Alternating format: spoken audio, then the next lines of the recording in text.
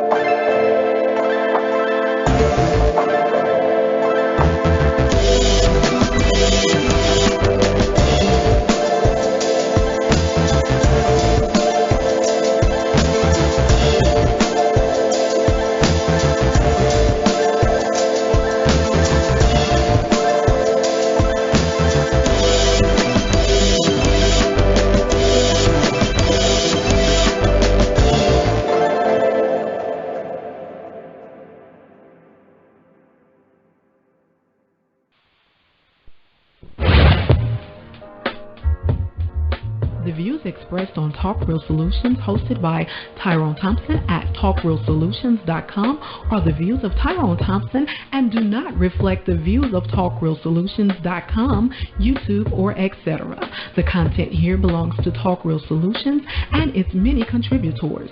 Views and opinions expressed by all contributors belong to them and not TalkRealSolutions.com or Tyrone Thompson, the host, or etc. All data and information provided on the site is for informational purposes only. Talk Real Solutions makes no representations as to accuracy, completeness, correctness, suitability, or validity of any information on this site and will not be liable for any errors, omissions, or delays in this information or any losses, injuries, or damages arising from its display or use. All information is provided on an as-is basis.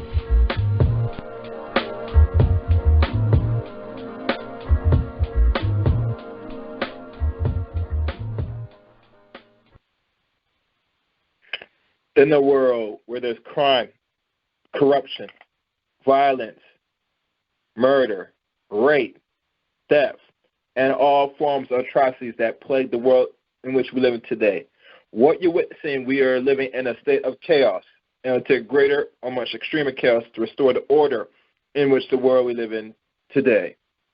Good evening, black people. This is Chaos here. And tonight, we're going to take a step into now what we're witnessing, the future of how we're going to live life moving forward in the 21st century. Or really, I like to say, the first generation of the 21st century. But before I go into tonight's dissertation with my special guest tonight, I would like everybody to go to TalkRealSolutions.com.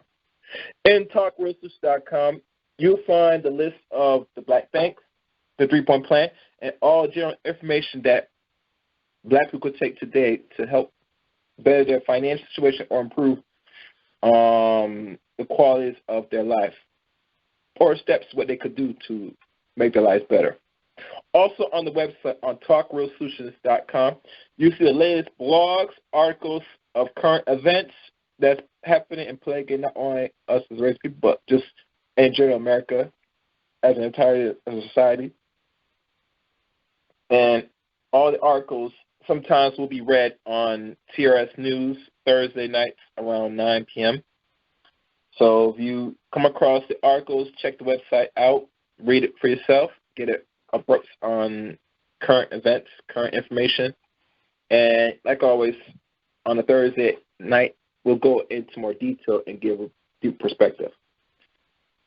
You will also find this show also on YouTube as well.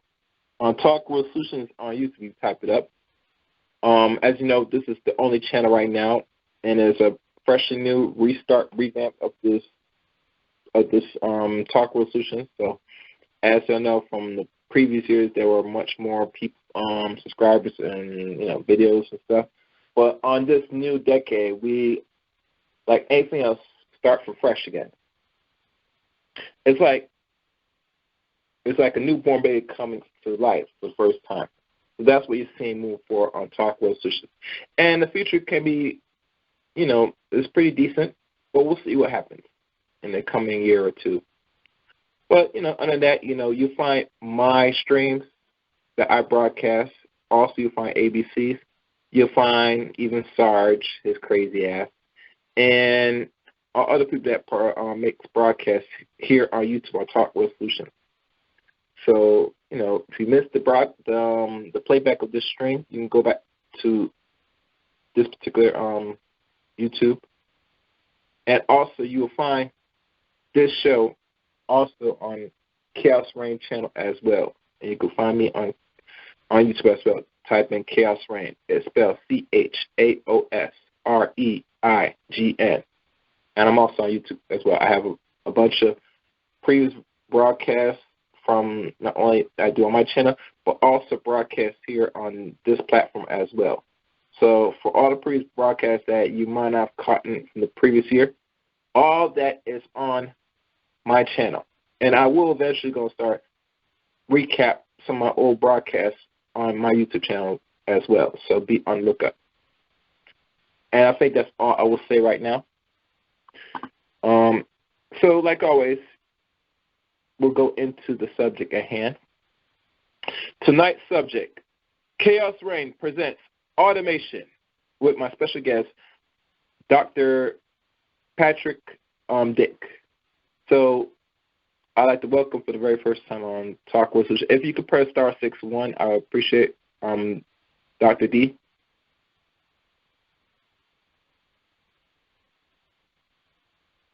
All right. So let me welcome for the very first time on Talk World Solutions a fellow South Carolinian as himself. Welcome to Talk World Solutions, Dr. D. Hey, how you doing? Can you hear me?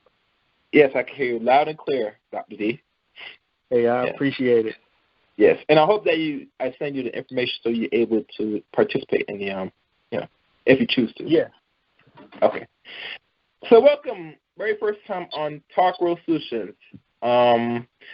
Before we go into this subject at hand, I always like to take a step back in time, moment in time, that led to the past, the present, and eventually onto the future. So if you would like to tell people that's listening for the very first time on Talk World Solutions a little bit about yourself, Doctor. Well, I am from South Carolina. I went to a HBCU, South Carolina State University. I'm a Bulldog. I majored in computer science. After I left South Carolina State University, I went to a school called Webster University. It's in Columbia, South Carolina. And for 3 years, I worked on my MBA with an emphasis in information technology management. It took about 3 years because the classes, we took one class, I think it was every 9 weeks, and I did the 51 credits to get that degree. And then in 2017, August 2017, I started attending Robert Morris University in Pittsburgh, Pennsylvania. I actually fly up to college, fly up to the university. I've flown up there 23 times due to the coronavirus. I have to defend my dissertation this month virtually, and I'm doing the last edits on my dissertation. And my dissertation, the title of it is The Automation of Manufacturing, the Potential Effects on Rural Communities in South Carolina. So this is where the world is heading, and I am trying to make people aware of what's going on and to prepare for it, because the coronavirus pandemic that we're currently experiencing is going to be used to accelerate it. And I just want to let people know that things are never going to be the way they were before. So just prepare for things to start to get different. Excellent, Doctor. And it's funny. When you finish the dissertation and it comes out, is there any way people could read it? Possibly your dissertation once it's finished? Well, I defend it in April. We graduate in May. It'll be uploaded to ProQuest, so it's going to be published. I am doing edits now. I was going to defend next Sunday, but one of my committee members was like, they don't like this, so I'm going to spend the week updating some information so I can defend it. And once I defend it, if they have any other edits, I submit those and it gets published. But I want people to know I just did not get into the technology field. I have been messing with computers since about 1993 or 94. I am 35 years old. The first computer we had was since 8 years old. Huh? Since you're 8 years old, you've been messing with computers. 8 years old. I say about 25 years. No, I mean your age. I know. Like when you were 8 years old, you've been touching computers. About 8 years old. Yeah, because now if you look at if you did in 1993, that's now roughly 27 years now. Yeah, math right. Yep. Go ahead. Mm-hmm. So I've done programming jobs, worked for the government. I designed things for them. Currently in my field right now, I am a program manager. I don't do anything with technology. I work with technology, but I don't. But there's money to be made in the management side. And the reason I wrote my dissertation is not work-related or anything. It's a personal interest just to see how the world is heading. And a lot of people, I was a senior in high school when we had the 9/11 attacks. And when we had Katrina in 2005, I was going to a technical school. When we had the recession, I was actually in college. So this is the first time this is the first time I'm going to be able to be on the side of when something ends to actually go with it. Because the world has already started automating. The coronavirus has actually had companies sit people at home, and they're trying to find ways to optimize people but not having them there. So there are a lot of people that are not going to go back to work. I know people are under the impression my company's going to call me back. Legally, they'll probably call you back and lay you off. But the world, especially with education, I'll talk about that later, education and college, the world is changing, and people need to get on board with it, because if you're not with the change, you're sure going to be left with it. Mm-hmm. Excellent. Oh, and I'd get the call number for tonight's show. The call number for tonight's show is 712-770-4160. The access code is 915-411#. I repeat, 712-770-4160. Access code 915-411#. Tonight's subject, T.R.S. presents Automation with Dr. D. Now, Dr. D, it's funny you mentioned even your development throughout the decade, or now we're looking at almost roughly over 20 years now, that if you notice with technology itself, and I'm going to probably pull up some in regards to the G effect, because we went from 1G back in the 70s, I believe, and now we're stepping in the stage of the 5G, which really is going to be the height of the pinnacle of revolution, all technology, so everything moves seriously fast, that even to the point your downloads there won't be no time on a download. It'll be just instantly, like that. Mm-hmm.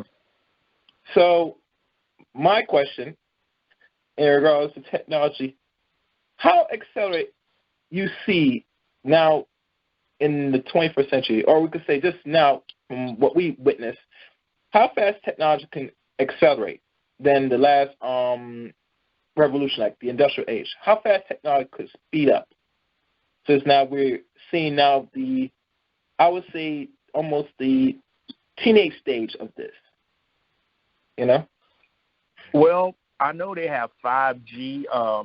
When I got a cell phone back in the year 2000, it was what they call tri-mode. It would be digital, analog, and I think it was the edge and network. So you had tri-mode phones that roamed, that ate up your battery, which were trying to triangulate and find a signal. And then, they went from 1G, as you said, to 2G, to 3G, to 4G. We're in 4G LTE now. And with the current 5G, one of the bad things about 5G is it emits a lot of radiation levels. One of the things I'm aware of that. Say again? I'm aware of that. Continue. I'm aware of that. Yeah, one of the things is it's going to emit a lot of radiation.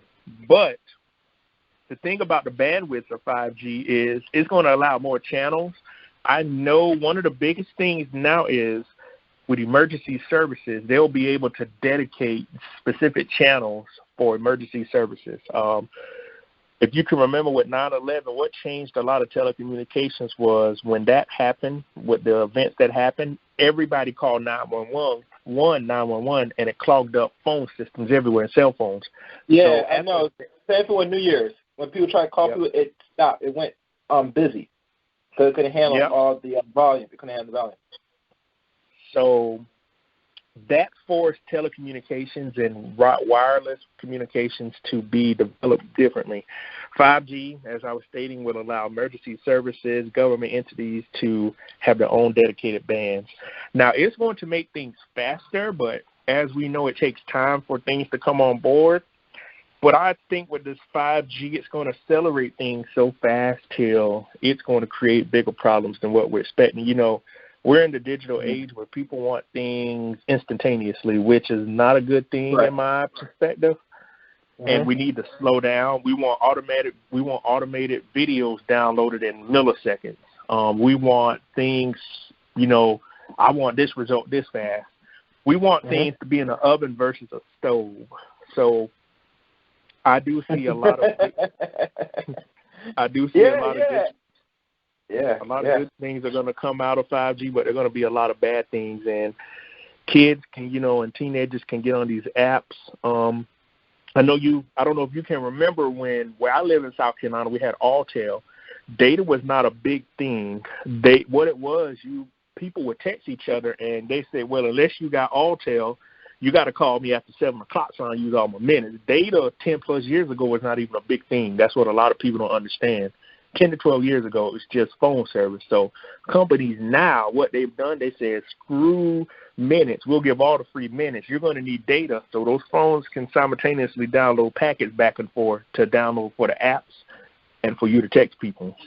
So that's how that has changed. And with 5G, we could see, I know we're going to see faster download times and everything, but with the phone, you know, it's accelerated the price of phones and everything. Phones now are $1,500, but they're like computers.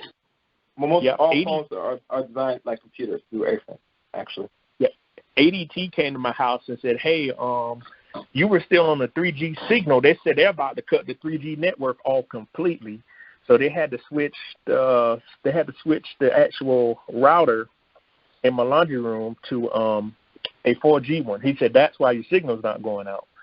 And I said, wow. He said, yeah, they're about to cut. So I didn't know everything's still running on 3G because I live in a rural area. So we're going to have things still on 4G. 5G will completely take over the next couple of years. But you know and I know we have a lot of people that think they know about technology, but they don't. And they say, well, they're going to bring out 5G. I'm like, do you know what 5th generation is? You just hear 5G. I said, do you know what the purpose of it is?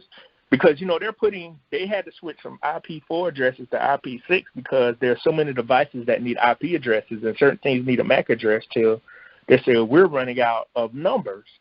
And it's the same thing with car tags now. Car tags used to be 7 digits with so many vehicles. They're starting to shorten car tag numbers because, you know, I think it's in calculus or algebra. The way you'll find out the numbers is 9 factorial, which will be 9 times 8 times 7 times 6. And you can find out the different combinations of numbers and letters. So we're seeing that starting to happen. Interesting. So it's like a form of, how can I say, advanced math? Well, not bad, but like it's a form of calculus that some of us we take to get a better understanding of all this. No, it's the factorial, like you would do 9 times. If you have like a TI, when I was in high school and college, you would do like 9 factorial. The calculator? Yeah. And if you didn't have it, you could do 9 times 8 times 7 times 6 times 5 times 4, and it could figure out the number. It's so many millions of numbers or combinations. You know, we're running out of numbers and letters to put on tags and cars and MAC addresses and IP addresses. And people wow. don't realize yes, they have IP4, now they're going to switch to IP6. That's the world that we are headed for. Oh, wow. So they're using everything now to the point where it's saying now, because we're using more applications, we have to fit it somewhere. And the amount of numbers on a simple, let's say, IP might be not enough now. Yep. You know. Oh, wow. I mean, it's been out. It's been out, but they're going to have to find a way to optimize things, because everything wireless has to have a MAC. I think it's a MAC address. I haven't looked at this stuff in a while. It's a MAC, and I know all computers have IP addresses to be recognized on a network. So that's the way the world is heading. Cars now have IP addresses, because there are new cars now that have routers in them to connect to the internet. Okay. I know some cars with a GPS, but I don't know how much technology is in a car. I think was it in the 80s when they started putting electronics on the cars? I could be wrong. Now it's like more. It's like in the 80s, because you look at, because we were born at a certain point before they started putting electronics in vehicles. Like, for example, how can I say this? Up to 77, cars used to run like with motor and all that stuff. No form of electronics and stuff. But I guess when the 80s came around, like they like cars can wind down by pressing a button, and there's like certain computer components into it. Some part. I believe it was I don't know if I'm making sense. Yeah. They started to put ECMs and electronic fuel injection on cars in the 80s. They had computers, because back in the 70s and 60s and previous years, cars had what they call points. They had distributors. So people had carburetors they had to tune up to get a car to get the air and fuel mixture right. So a computer does it now. Basically, on a car now, when you turn the key, the fuel pump comes on, it shoots gas into the combustion chamber, it's computerized, and cars in the 80s, it might be the late 70s, started to have oxygen sensors. It's late 70s. 1977 was the last. And after the next year, that's when they start putting in that stuff. So I could probably double check. But I know it was the late 70s. They started changing that. Yeah. Mm-hmm. And that started the evolution of computers on cars. Then you had what they call anti-lock brake systems, computers controlling the brakes on cars. It's just computers got infiltrated in the cars. And at that point, then you had cell phones came out in the late 70s, early 80s. Sometimes they had the big, ugly cell phones that they say emitted all the radiation that killed people. And the thing is, people are just not, back then nobody ever thought, if you were to ask somebody in 1990, 30 years later, like, hey, do you realize your life is going to be controlled by a computer, which is in the palm of your hand? Nobody would ever thought that. Oh, really? I didn't think of that. I didn't know I said that. Yeah, in the 1990s, nobody ever probably thought that, because, phones were just coming out. The internet had just came out. Harper's Lee, I think it was like 1991, came out with HTTP, Hypertext Transfer Protocol. And I think it was the early 90s, people started to see the internet, which was dial up. Then it was on kilobytes. Then it went to megabytes. Now we have gigabytes. Yeah. So, yeah. And what's greater than a gigabyte? I think it's a kilobyte? Petabyte or terabyte or something. Oh, yeah, terabyte. Yep. Yeah. Yeah. Well, it's going to be there. It's going to head there, because, right now, even certain hard drives now, I remember one time on a regular laptop, usually I get like 250 to 500 gigs. Now, some of them now going bigger, like a terabyte, because a lot of people doing more on the computer. Need more space. Yeah. And how consumers get people, they'll say, well, I want the one with 500 gigabytes. I said, do you know how much data that is on a hard drive? I said, you have to have pictures, media. Picture anything with digital imagery takes up a lot of space, but I want 500. Like, people now buy iPhones. I want 128 gigabyte. I said, do you know what it takes to use that much data on a phone? You might use 30 or 40, and that's how they get people. Get them. I got the one with 256. Like, you don't have that kind of data to use 256 gigabytes. And people buy the biggest phones now. And you and I personally know idiots that walk around like, I got the iPhone 11, 256 gigabytes. What do you do besides take photos? I said, you know how many photos you got to have on a phone to take that up? Because they made the operating system smaller on the phones because the complaint for consumers was, I have a 64 gigabyte phone. The operating system is 20. So really, you're not selling me a 64 gigabyte iPhone. You're selling me a 40 gigabyte cell phone. So people took an apple to court and said, you got to do something. So that's why they started to make the, not packages, but make the operating system, the functionality of it, and I forgot the other technical name, to make it smaller. I'm trying to remember. Let me think.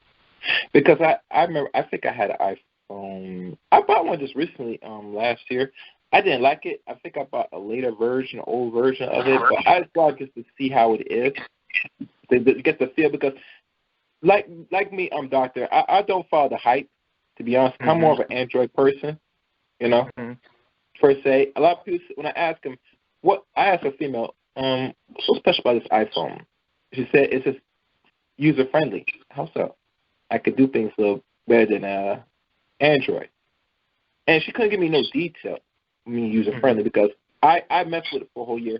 And the only thing I didn't like about it, maybe because I had an older version, I just don't like the battery power because it just dies too quick. I do too much on a phone. Like I might watch YouTube or do something, and the battery drains too fast. So I had to go back to the Android because I said, oh no, this is a waste of money. You know. Well, back when they first came out, Android in the middle 2000s, you know, a lot of people used to get Androids because they could put songs on them. You know, people would, that was the thing, and they're like, well, on an iPhone it's proprietary. They're like, no, you can't put stolen music on an iPhone. And that was the thing. It used to be, well, you got an Android. They're like, man, I'm gonna take an album and put it on the Android. I'm like, no, you can't jip people. You can't illegally take somebody's music and put it on something when you know you need to buy it. So people would do that when the phones first came out. I've had both phones. To me, they're the same phone. I just like the user. I like the user interface on the iPhone. It's simplicity to use for me. The applications are simple. It's kind of like a Honda. They don't switch it. You know, old Hondas, they're the same car for 20 years with the same motor. So that's how Honda and Toyota keep making money. But I used to have one. But the thing with the iPhones is it's just the same. I mean, they sell the same phone every year.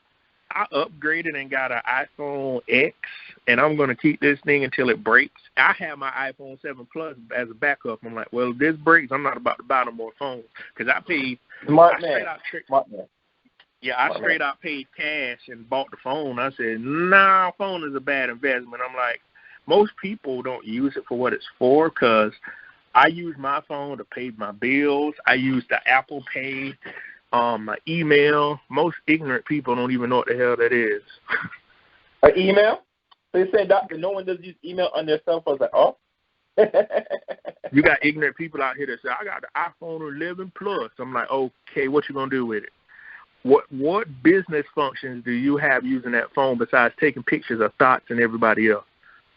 You sound like a hater, cuz. I ain't no hater. I'm just being real. You spent $1,100 or $1,200 on a phone that if you used it right and had the right occupation, the phone would pay for itself. It will pay for itself in a month or less.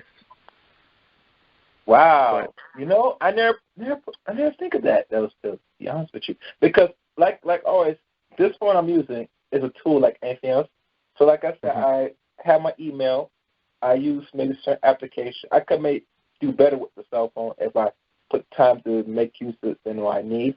But I don't invest too much time to, let's say I use a phone for something. No, my phone has to do stuff for me, you know.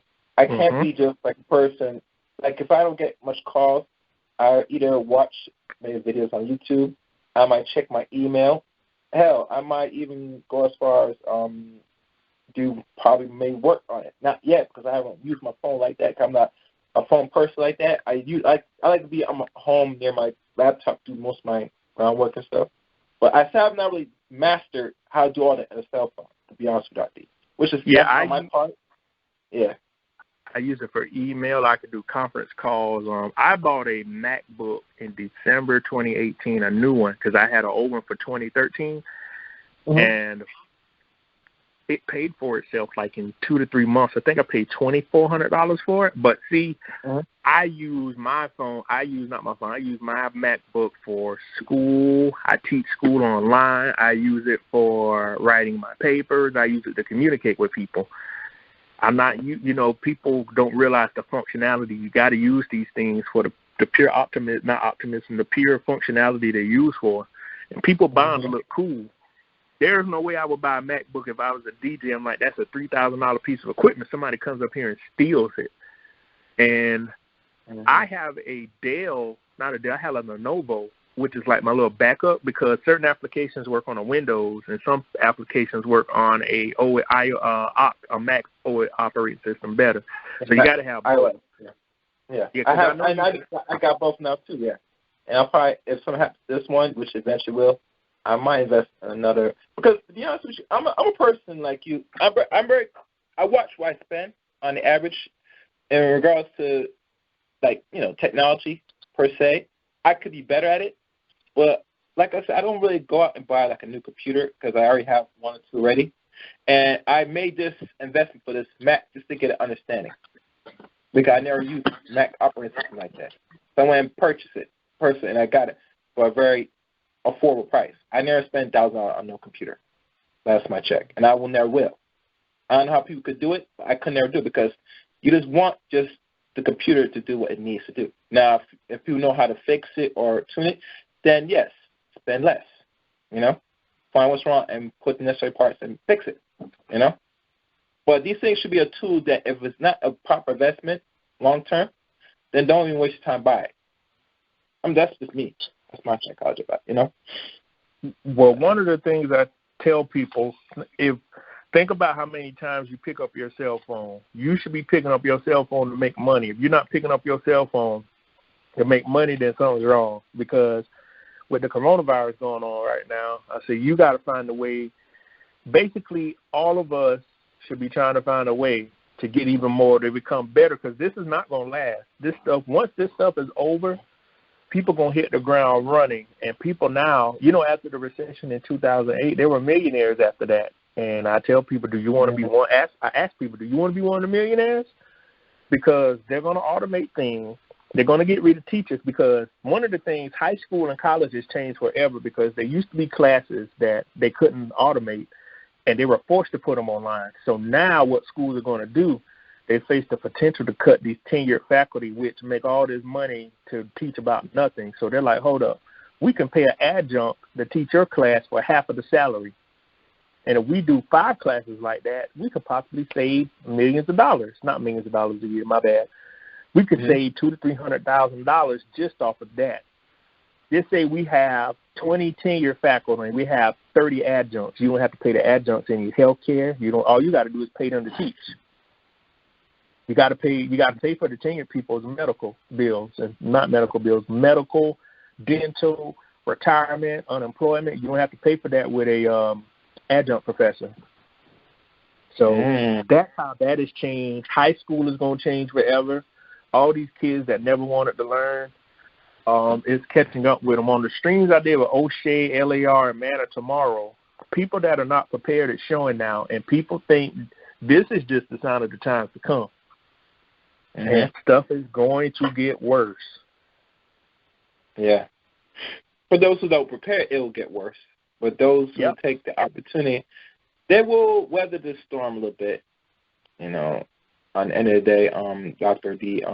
And like I said, and I said this earlier to African Poem, I said when anything of any nature, human is going to have to adapt one way or the other. You know what I'm saying? And like systems change, people got to change with the system, regardless of how they feel about it. So like I said, amongst our people, some of our people are going to feel it the worst, but a lot of us are going to, recover and get over it like anything else. And the funny thing with even during these times we live in, is like imagine living back in the 20s where, when we had the first what do you call it, not recession, when we had like a depression, a crash, and then it led to a depression, let's say 99 years later, which was back in 1921. that, a lot of people like our people did without anyway, and they managed. You get me? I think with this technology, it's going to probably show and hurt a good portion of us because back then, people were still needed. But now that we're moving into a technology base, bodies are less required now. You know what I'm saying? So now if you don't really understand the basics of just the computer language, like, just the basics, it's going to be hard to survive out here. Because think about it. A lot of schools, if you think about it, they were very much undereducated, a lot of our youth. Even now when I ask certain youth now, when I talk to them as teenagers, I ask them what they teach. I ask them, are they teaching our code? And he said, there's some class that teaches that. Now, mind you, when we left high school, cause I'm not sure what school you go back in high school. When I was coming up, there was no such thing as teaching anything about coding at all in my high school. But I would say in a decade later, they start teaching this to the urban or schools, And you think about it, and I'm always guessing, I could be wrong because we left school a long time ago, that look how far behind our people are, And it's intentionally because our people don't understand you're in a competitive world against your natural enemy. Your enemy's not going to train you enough with his European teacher, his white teacher, to have you catch up to him. It's not going to happen, And now with this crisis, well, a lot of parents, especially most of the mothers that are teaching these boys and girls, it's forced them now, so you have to be parents to figure out what have my son and daughter been really learning. I don't know some of this stuff, but now I just sit there, force myself to try to be a parent and try to teach them best I can. It is really revealing the miseducation of the system that they've been talking about and has been written in books for decades. You think you're learning, but you're not learning nothing at all. You are actually kept behind and kept dumber. So when you come around people that have some common sense, like let's say you teach coding on a regular basis, digitally, like online and Zoom, right? You could probably present it for a very affordable price to any person and tell the mothers, because mothers are the ones that they try to convince more, say, hey, I'm teaching this program for your son and daughters. The benefit is that they will get ahead to what is already here and what's going to be ahead to what's coming. I will present something to help your child know what to know, so that they don't feel even less behind. The things that if they learn this in school, they're not getting the actual full understanding of it. You're getting it from one of your own. And I'm going to explain to in layman's term language that your children can understand. Now, make sure you sell that as a market right now. Somebody will say, oh, that's wonderful. Someone will look at it and say, oh, my son, daughter, they're going to be still some jobs. Oh, really? You sure about that? So like I said, our people, they have to be, their backs have to be against the wall to really start to take a proper reaction. And that's not a healthy reaction for most humans when you're behind. And I mean, you have to fight and crawl yourself out that wall, And the way how things are going to speed up, it's going to be hard for you to fight and crawl out of this because they miseducate to a point now where, even as adults, if you don't understand the basics, your child might have a concept understanding, but they don't really understand it in its full entirely because they don't know the ins and outs mechanisms of what goes into that code. What it takes to build this thing. What are the certain calculations that it takes me to formulate to create something so when I build it, the less chance it fail or succeed is minimal.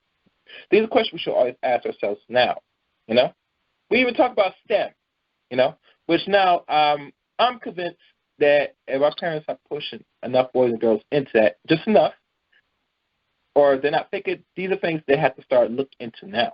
They should not wait to look into it now. Because think about it. These environments that's needed, they're going to look for somebody that knows something. You get me? At the end of the day. They don't care where you come from. Either you go from an HBCU or a regular university that has everybody from every race of walk of life in it. They need somebody that, if you know to fix a problem, we'll need your assistance. We need your expertise. That's where it's going to eventually go at the end of the day. So for a lot of people that want to continue to think that you're not in a competitive world, you're sadly mistaken.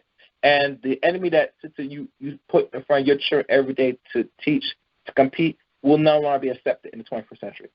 They'll still teach some of our youth, but we got to conclude that, say, if we want to succeed, move forward in the future, it's going to be the sole responsibility of us as collective people. That's how it's going to end. No one's going to do it.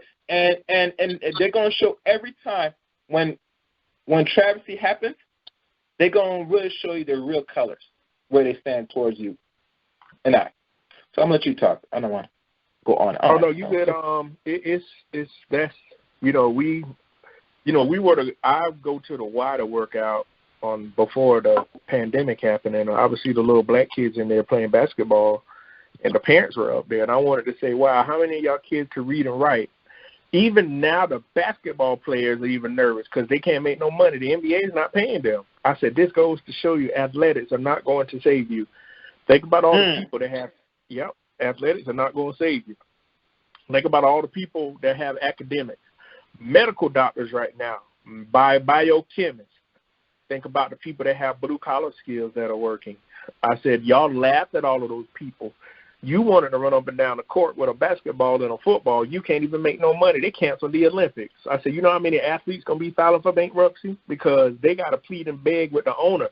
Think about if I am Jerry Jones. Jerry Jones is a billionaire. Jerry Jones, those Cowboys, say the NFL season don't start in August. It start like the middle of September because of this. Those athletes going to be crying because they're going to say, well, Jerry Jones, you need to pay us. I need an advancement. Their lifestyle is so pricey and so high. And the athletes are not thinking about that. I said, if you're getting $30 million a year with taxes, you're probably bringing home 15. I said, there is no reason why you shouldn't be saving $10 million a year. Plus, you get endorsement. I said, you got to live like you don't have no money. But athletes, they show that to these young black kids, and they say, oh, being smart is lame. I said, okay, well, right now all the smart people are making money while y'all sitting at home. And that's why my dissertation is talking about manufacturing, because manufacturing could be automated. And the first thing was somebody said they won't do that. Show me research you got that it won't be automated. I said, please show me. Exactly. You got research. I said, I got research in this email. I said, I got research. I said, you could argue me up and down. I got proven research I did for almost 2 years on it. Well, they wouldn't automate things. I said, they automating things. Now, what you think Alexis is? Not Alexis, Alexia. What you think Alexa? Walmart? Oh, you mean the AI app, that device that communicates with you. I know you're talking about. I think I have Alexa. Yeah, I think Walmart is getting rid of cashiers and getting automated checkout, the way you check your own groceries out. Fast food places are having kiosks in there, so you don't have to deal with the little grumpy chicks that have attitudes. I said, all the years that you bamming your back out for Pookie and Rayways, as O'Shea Do Jackson call it. I said, all them years now is caught up with you. So you want men that have their stuff together to reach back and help you. No, we're not, because you were laughing like, oh, they scrubs and all that, and life is catching up with y'all. I said, life is real right now, because there are people sitting at home that don't even know how they're going to make it. And those are the people that like, wow, I should not have pursued going to school, going athletics was more important than me getting a college degree or going to the military. People try to tell them that, but they thought they were smarter than everybody. Because I have homeboys. I started the South Carolina State, and I said, look, man, y'all need to go to school. This is 2006. I said, hey, man, y'all want to go ahead and come to college with me? They were like, no, man, we make more than somebody that got a degree. Now, what a lot of manufacturing people don't understand, say you work your way up to making $30 an hour. If you go to another place, you start at entry level. If you have a college degree, you can get more than that salary and the experience. So they don't understand how the game is being played. I said, y'all sit here and ride around in your box Chevys all day if you want to. Life is about to come strong. And I said, if you're not prepared, which many of y'all are not, because y'all think it's funny, being cool, being dumb in the black community is cool. And I said, it's ignorance. You think because you're dumb, you over everybody. This is why our community is not going anywhere, because we got stupidity and people like y'all trying to tell us what to do. So that's why the black community always loses their most important people, because they'll call you nerdy or whatnot, especially the little. Or they call you weird, or these words weird. Yeah, I mean, I've been noticing that shit lately, and I don't want to cut you off. I do see a caller. I might check this, see what this is. Okay. It's good for you mention that in our communities, and mind you, Dr. D, this is not our fault. This is all by design today. But I tell people this, that at one time, the society needs black people for certain things. Now, because we're moving on to a digital age, is less required for physical labor, you know? And usually most of that made ourselves relevant is because of that, to a certain part, before they start outsourcing jobs back starting in the 70s, going on official in the 90s. So it's going to come to a point in time that, you know, when we talk about we have to do for self, we have to work with other black men and women just to accomplish what we need. They're going to bring us roles back to those times again where we had no choice. And it's the problem of this now in the 21st century, even back then, that most of our people, the only reason why we flourish to a degree is because they force us to work for self, you know? Now today, if it's going to come back to that, a lot of us are going to falter even more now because of the mindset array that we've been indoctrinated for centuries, you know, that we're bad, we're no good, we're evil. And let's say somebody that has some common sense or intelligence, they say, oh, you're acting like these sort of people. You're talking like these sort of people. But no, I'm saying, with what you expect, you've been raised and groomed by these people during the days of slavery, even to then. So what type of outcome you expect?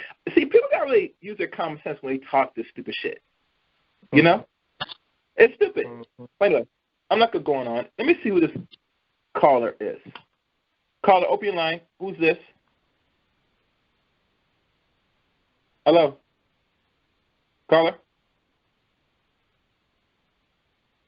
Well, we'll keep talking. Hello. Am I on? Yes, you're on. Who's this?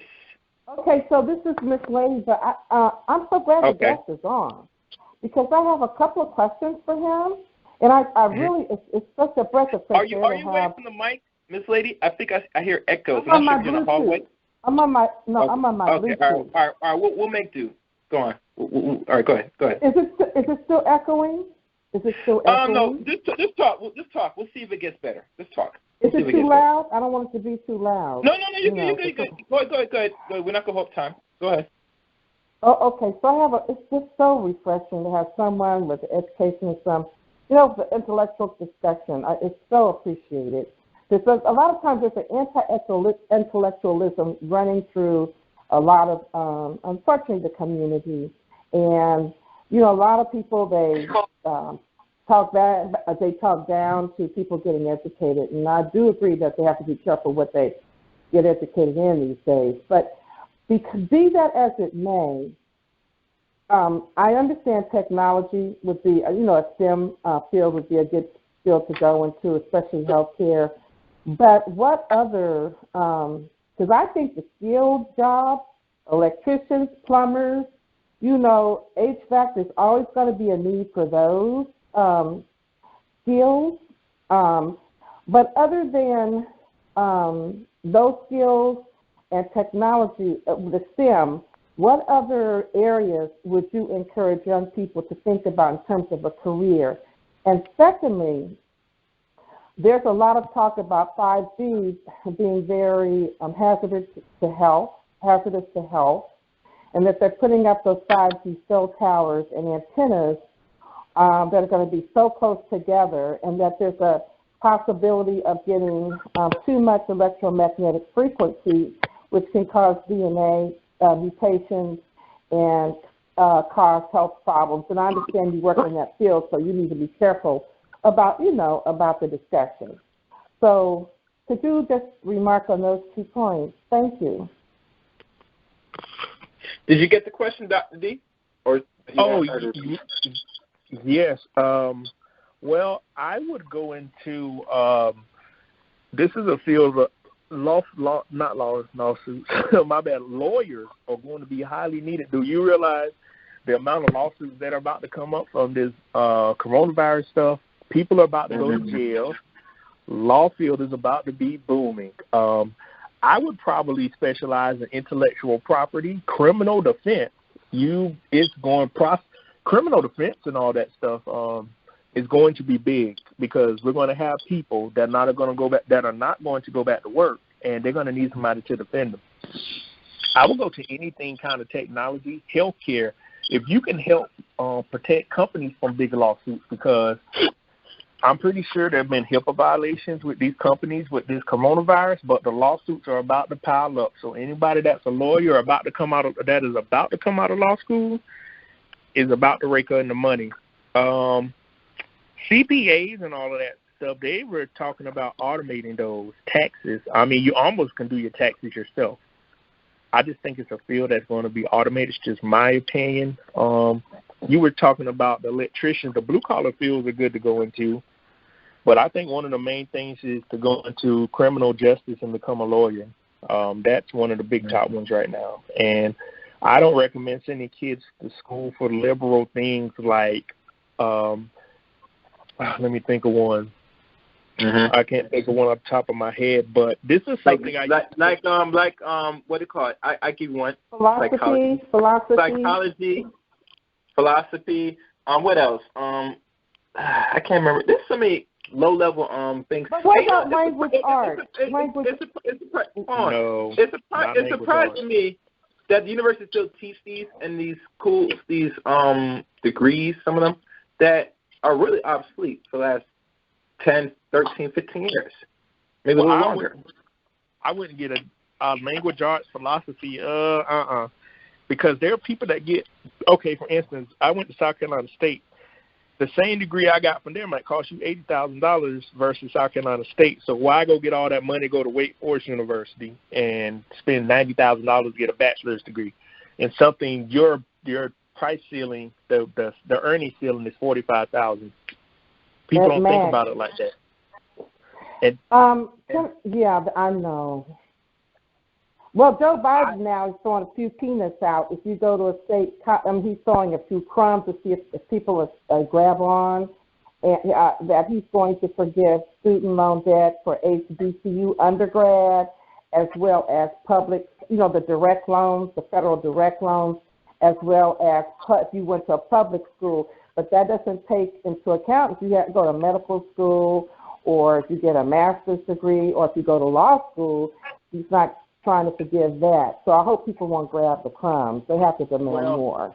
Well, people have to stop going to school for jobs to where the most you can make is $60,000. I'm like, what are you going to do with 60 when they take taxes out? You're going to get 30. Say your job pays you $60,000 a year, and you are, like myself, I'm single with no dependents. You can't file head of household. You don't have anybody to claim, so they're going to murder you in taxes. So your $60,000 a year job is probably less than 40. And say, but now if you're married to somebody making that amount, and if you live in a state where the cost of living is a lot less, I mean, it's not going to work in New York, California, Hawaii, certain states, Chicago. But if you're living where it's a lot cheaper to buy a home and that kind of thing, it can work if you have a spouse making that money as well. Well, that takes, that is true, Miss Lady. That's true. If you go somewhere else for a little less, that could work. Yeah, I ain't gonna knock on that. You want to say something, Doctor? But you got to think about it. Okay, if you make let's say you make $50,000 a year with taxes, you get 37 to 38. I think that's about 15 twice a month is 3. Let's say you get $1,500 every 2 weeks. You get $3,000 a month. Your mortgage payment is $1,000. Your car payment is $1,500. That's $1,500 left. That means before you can spend any money, you got to spend $1,500. Why is your car payment $1,500? I mean, your car payment $500. My bad. I'm like, what kind of car? Let's say your mortgage is $1,000 and your car payment is $500. That's $1,500. Then you got to factor in utilities at your house. Let's say altogether your utilities with $2,500. That leaves you $2,500, and your student loan.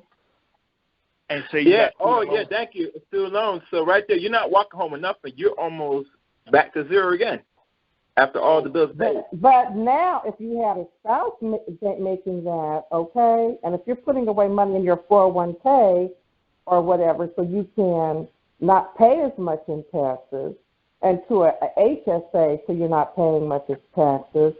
Then, if you have, and then if you're living really frugally, you can make it. Now, I'm not saying you're going to be living high on the hog, but that takes a certain level of maturity and partnership, and having the same values and being on the same page with the same, with the goal of becoming financially, pretty good, so you don't have to stress and worry so much. Well, but that's not going to happen for most black people. I already know that, okay? No. So I'm just putting it out there. Well, you know why? Because, Miss Lady, because a lot of black people on the average want to live like the Joneses. They're living beyond their means. Keep it 100. Well, because I bought a car. I have my first car from 2003. It has 315,000 miles. I still drive my Nissan Altima, even though the air doesn't work in it. And I bought a Honda Civic in 2012. It had 200,000 miles. I bought it with 79. I sold it to my brother because the motor blew. The only reason I had to buy a brand new car because I had to have something to where I could drive anywhere. Otherwise, I don't care about that, And I bought a Honda. I bought a Honda Accord Sport. I got a lifetime powertrain warranty on it. Worst case scenario, I'll take it back to the credit union if things go bad and sell it back to them before it messes my credit up and drive my hoopty. And people don't think like that because people will say, I'm going to get rid of the car that's paid for. You never get rid of the car that's paid for. I don't want Oh, my God. My car is old. I never do that either. That's what I like about you. I just put money in getting the motor seals or engine seals, and it was expensive. But, I mean, that car is riding good, and I'm going to tell you, they gave me a brand new one to drive around. And I like the way mine, that's old, drove better than the new one. I'm not going to lie. And so I'm not getting rid of my car. And they said they had one come in that had over 400,000 miles on it. And mine has a lot. It don't have 400, but it has a lot. So I'm going to drive it till I can't drive it anymore. But, see, a lot of people will say, well, I don't want that many. I'm like, no, keep the car that's paid for. You never know what may happen in life to where the car payment. I said, why are you going to buy a $50,000 car? You don't make that kind of money. They want to look successful but not come successful. It takes hard work and dedication to become successful. And when I did computer science, there was a guy that quit the third year, said, man, I'm going to switch to business. I'm like, why are you going to quit the program when we're almost about finished? We don't go, it's been proven, we don't go to school for hard majors. We like to go for the easy majors and then try to make it up with master's degrees and stuff. I'm like, no, you can't do that. If you have a full ride to school, you need to go for something hard. You're going to spend 4 years, why not spend 4 years? Exactly. I agree with that. I agree. I'm sorry. You know what's going to really be busy are social workers and mental health professionals. Mm-hmm. Counselors. Because of all the stresses, mental health professionals, counselors, psychologists, they're going to be busy because all of these changes and all of this stress, they said domestic violence really increased since all of this happened. It's already there, Miss Lady. It's already there. You hear the stories right now, people coping up. I hear the police had to come into people's houses now because couples can't stand it, and there's actual physical violence. And which I'm very concerned now. I mentioned that on a show about one of ABC shows. I said I can foresee that coming about 3 weeks ago. I mean, you can't have people that are borderline anyway, and then you have them cooped up under these kind of stressors, and people have lost jobs. They might have drinking or drug problems or mental or emotional health problems. And then you have children there, with their needs. It's just a powder keg. And if you're already starting out, without having resources and depending on, your check or, somebody's unemployed, it was a powder keg waiting to happen. Well, the thing about the coronavirus, we were talking about this earlier. People that were prepared are okay, and there were people that were not prepared. They always tell you in life, you got to prepare. You don't know what tomorrow holds. So there were people blowing their money and everything. I remember last year when President Trump, they said, well, I'm not going to give a extension on the money or something. And people up there, the government workers had to go borrow money. So you're telling me not getting a paycheck for 1 month has you borrowing money.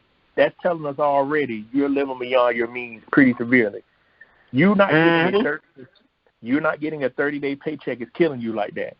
And the people were like, well, they got to go to pantries. No, you shouldn't be hurting. You've been working on that government job for 30 years. It's different if somebody just got the job. You've been working that same GS job for 30 years. You're telling me out of those 30 years, you weren't able to save up money. Now, something is wrong. I said we got a big problem. Because go ahead. Finish. I'm gonna tell you why. Go ahead. They said the average American, I think, has $500 in their savings account, something like that. Yeah. I would say this, doctor. Especially anybody that's working for any job and they're making, let's say, if they're working like a government job, that means they're pulling in maybe $5 or $6K a year. Besides the taxes, we're not going to include that right now. So it seems to me, and I'm not sure who the ratio of men and women working these contract jobs, but for the sake of conversation, all right, let's say it's men and women. That means if you've been working there for almost 30 decades and something like this happened, it seems to me, by default, you've been comfortable. You feel that because you got a job in security, that you have no worries. I think one thing with us as rich people for the last, I would say, going on 55 years now, even when they integrate us more fully into the system a little bit more, that we became very complacent and comfortable because now we don't have to deal with certain backlash because there was segregation.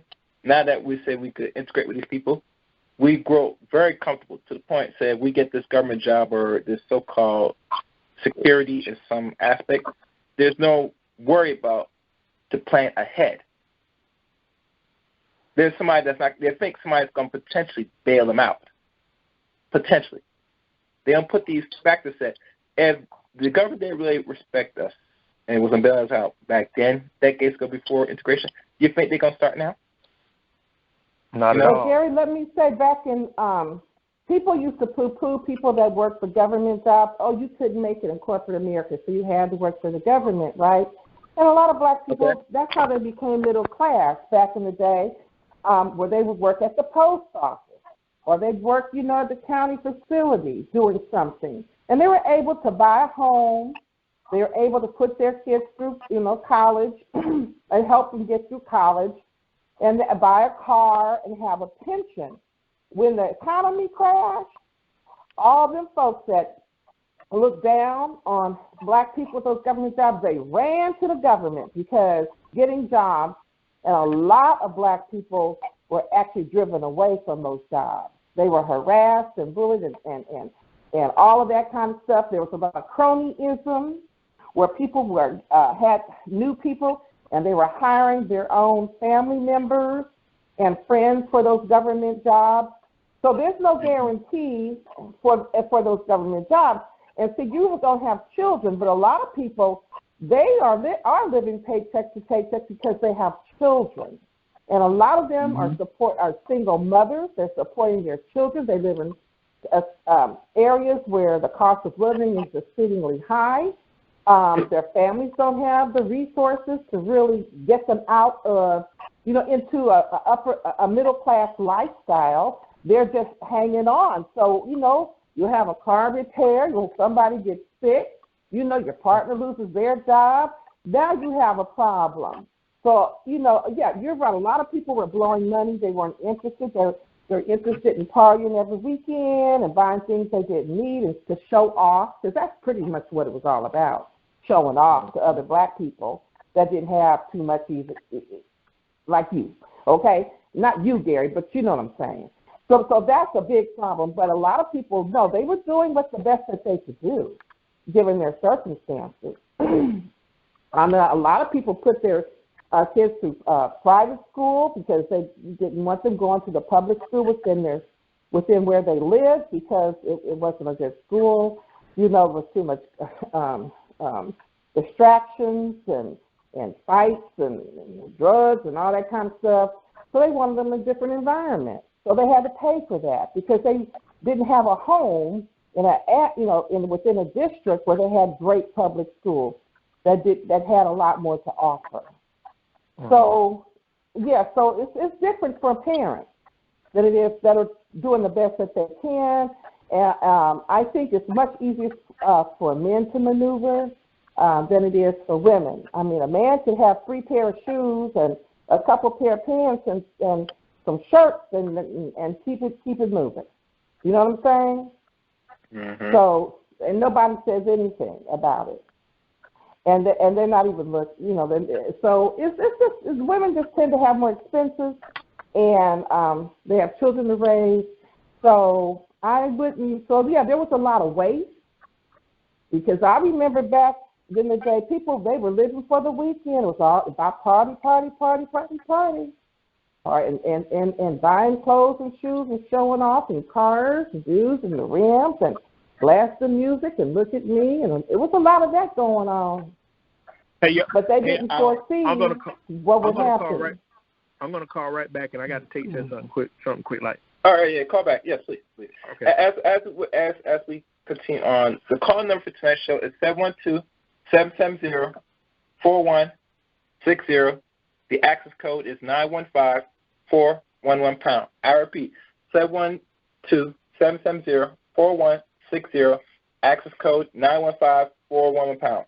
Tonight's subject, titled T.R.S. Rain presents Automation with guest Dr. D, or Dr. Pat Dick, better terms. So, Miss Lady, I'm not sure how you hang in there during this so-called lockdown, or wherever you're at in your area during this so-called pandemic. How are you faring out? Oh, I'm cool. I'm cool. Good. Yeah, so far it's all good. Okay. That's good. Because I'm not into. I've never been into showing off, and I don't have anything to prove to anybody. Good. And so I'm cool. Okay. So far, I'm not saying I don't know how it's going to be next month or in 6 months. I don't know. Well, I can just say today I'm cool. Well, the only thing I project in the next month, potentially two, that it's going to reach its peak, and they're going to eventually have people, their life as we see it, going to be back to so-called normal. Because I don't think this lockdown is going to last anything beyond maybe a month and a half at most, because they got to make things start. Things got to be moved operational again. And like me and the doctor we talked about before, they already did this in plots to really speed up the automation process in this country. And when he calls back, I'm probably going to ask him, because I'm not sure if he traveled outside America, but I've noticed outside America, when we talk about 5G, 5G has already been used in other parts of the world. Some parts of Europe, particularly Germany, Asia, Wuhan, China, and I can't name any other place that's already up to the times with technology and automation as itself, this lady. So here in America, we're actually late to the party with all this automation stuff. It's not saying that they didn't have it. They always had this, but they're just waiting for the right time to roll it out. You get me? And a lot of people don't know, so that you think that these people just now decide that we're going to automate things. No, they've been planning this for years. I know. Now, you mentioned Wuhan, China. Isn't that interesting? Yeah. They've been had this for some time now. Yeah, and mind you, and for a disclaimer, I'm not putting that as the 5G caused the corona. I don't want people to get that in their mind right now. Get that out your thinking. No, this is so much bigger. All right. So the people that's going to listen to playback, because I've been hearing lately about say, oh, this is the cause of no, we didn't have 5G yet in America like that. This is something different. I'm not sure where people get this notion that it's because of high radiation that causes people to get the respiratory issue, which leads to corona. No, there's no fact on that. Matter of fact, if people forgot the flu epidemic that happened back in 1918, I believe, There was no technology back then. So I'm not sure why people think that all of a sudden it's technology right now causing this. Nah, man, we got to be more smart, intelligent people. Let me check the line. Oh, he's back. All right. You there? Oh, yeah. I'm back. I had to talk to my fiance. Oh, good. Wonderful. One question. Did you? You said you traveled also. Have you ever traveled outside this country, like in different parts of the world, like Europe, Asia, specifically? Haven't had the time to. You talking about? Oh, yeah. Okay. And the reason why I ask you this, Dr. Dick, is because when we talk about even the 5G, there's certain parts outside America, because America is late to the game with automation and the 5G, that other countries are already using 5G and automation as we speak. You know what I'm saying? Certain parts of Germany, they have this, where people are, even now in certain parts of Europe, for them to function, they got to use their cards. They don't really use much cash, even go as far as they use actual chips in them. I'm saying to function certain opening doors or to work and all that stuff. And a lot of people feel go ahead. That's old. Yeah, it's old. Yeah, the chip thing, they've been had that, and we just got to talk about all the debit cards and credit cards got to be chipped now. Yeah. And not only that, they also chipping people now. And a lot of people say that like something new. No, they've been doing that now outside America. So the way how we're seeing things now in America, this scare tactic, the spook tactic, and all that stuff, America's late to the game from other parts of the thriving countries that's already doing this. You get me? Yeah. And I think that they're trying to sell more fear to not only our people, but this American public. Now, I'm not telling people should be scared, but they got to understand we are living in a digital age now where things, as you know, as walk of life, you're going to have to synchronize to technology, to artificial intelligence. You watch enough movies. We watch some movies where they tell you what is to come already. The movies project what is the future of human beings, like the Star Trek, the Terminator, the Matrix. Even there was I remember there was one movie before the Matrix called that he played. I think it was Keanu Reeves played. I forgot what it was. It was called Cyber something Man, and it dealt with, for him to really function in society, he has to be able to sustain data in his brain, like he's computerized to keep all memories in a database, like a cloud, and that the encyclopedia in his head. These things have been projected out here through film for years now. That what you're seeing now in your reality, not as fast, but eventually it's coming. You get me? Mm-hmm. The Terminators, the Robotniks, cyborgs. You know what I'm saying? Hell, I talked about this on my other channel about the sex box and the future of sex as we know it. And a lot of people, they laugh that a lot of men today, if you hear some of the men, and I got to laugh at this, how it's going to be a point where some of them, they feel they don't want to even deal with the physical woman that say, hell with it, I'm going to go buy me an actual sex bot, an Android. I mean, this is the future it holds for human societies. You get me? Yeah. Because remember, people got to understand this. And Sam Vicki said this. And I'll share what I'm talking about. This man did a stream team with social media and his creation of dissing people, or this psychosis making people more narcissistic because of technology. The more technology we become, the more distant we become as people, less interactive as a people. So, go ahead. I'm going to show it. As I find this, I'm going to share it. Okay. Now, who is the lady still on the phone? Hold on. No, because I opened your line up. Miss Lady, can you call back, please? Because I think the thing might have muted accidentally, so I can't find you on the board. Just press star 1 again. But go ahead. She'll call back. Yeah, that's a big thing, the sex bots. A lot of men are buying sex bots, and that's scary. That should be for women. They'll be like, oh, man, women are like, I'm like, yes. I said, there are a lot of men that just say, instead of dealing with women, I'll buy a sex bot. I'll pay $10,000 to get me a robot. And that a guy in the cohort ahead of me did a dissertation on that. I don't know if he ever got it finished, But it was for people from the military coming back with PTSD to have a sex bot, because a lot of them have problems dealing with people. So he said, "Oh wow, I'm gonna, yeah." It was interesting, but I don't know how he got it through IRB and everything. But that was the scary part, and I don't think he ever finished it. But I'm like, huh? It's weird, but it's real, and it's scary because that eliminates the need for women. And with the sex bots, I'm like, well, you gonna just live with a robot? Yeah, O'Shea did it on his channel. Somebody that said, I married my sex bot. Yeah. What was this guy's name? You know his name? I don't know. You have to go back on O'Shea channel and look and see. I'm hoping it's not Miko. I hope that brother's not named Miko. I heard somebody in that same place that got caught up through a sex thing with messing with underage children. I'm not sure if it's him, but I'm gonna find out. Don't worry, guys, I'm gonna find out. But that brother or that man that was on that brother's channel, he explains the glories of having this lifeless doll or this bot around him, because he said he got married to two sisters, and he said that the two sisters almost cleaned him out resource-wise, money-wise, because he was a trucker. He was making like over close to $250,000 a year. Mm-hmm. And after, being married twice, and I think the last one that he divorced, she probably do claim alimony, I believe so, because he probably married longer.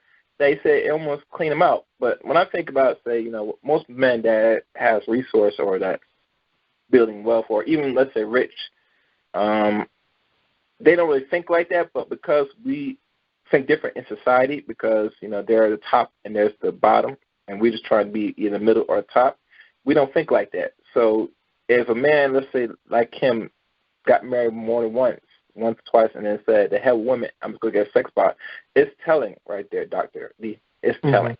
You know what I'm saying? Because at the end of the day, life moves on. If you do things right and then it goes sour, nothing you can do. So you think about this country, they have made a way for women to really get out of certain situations,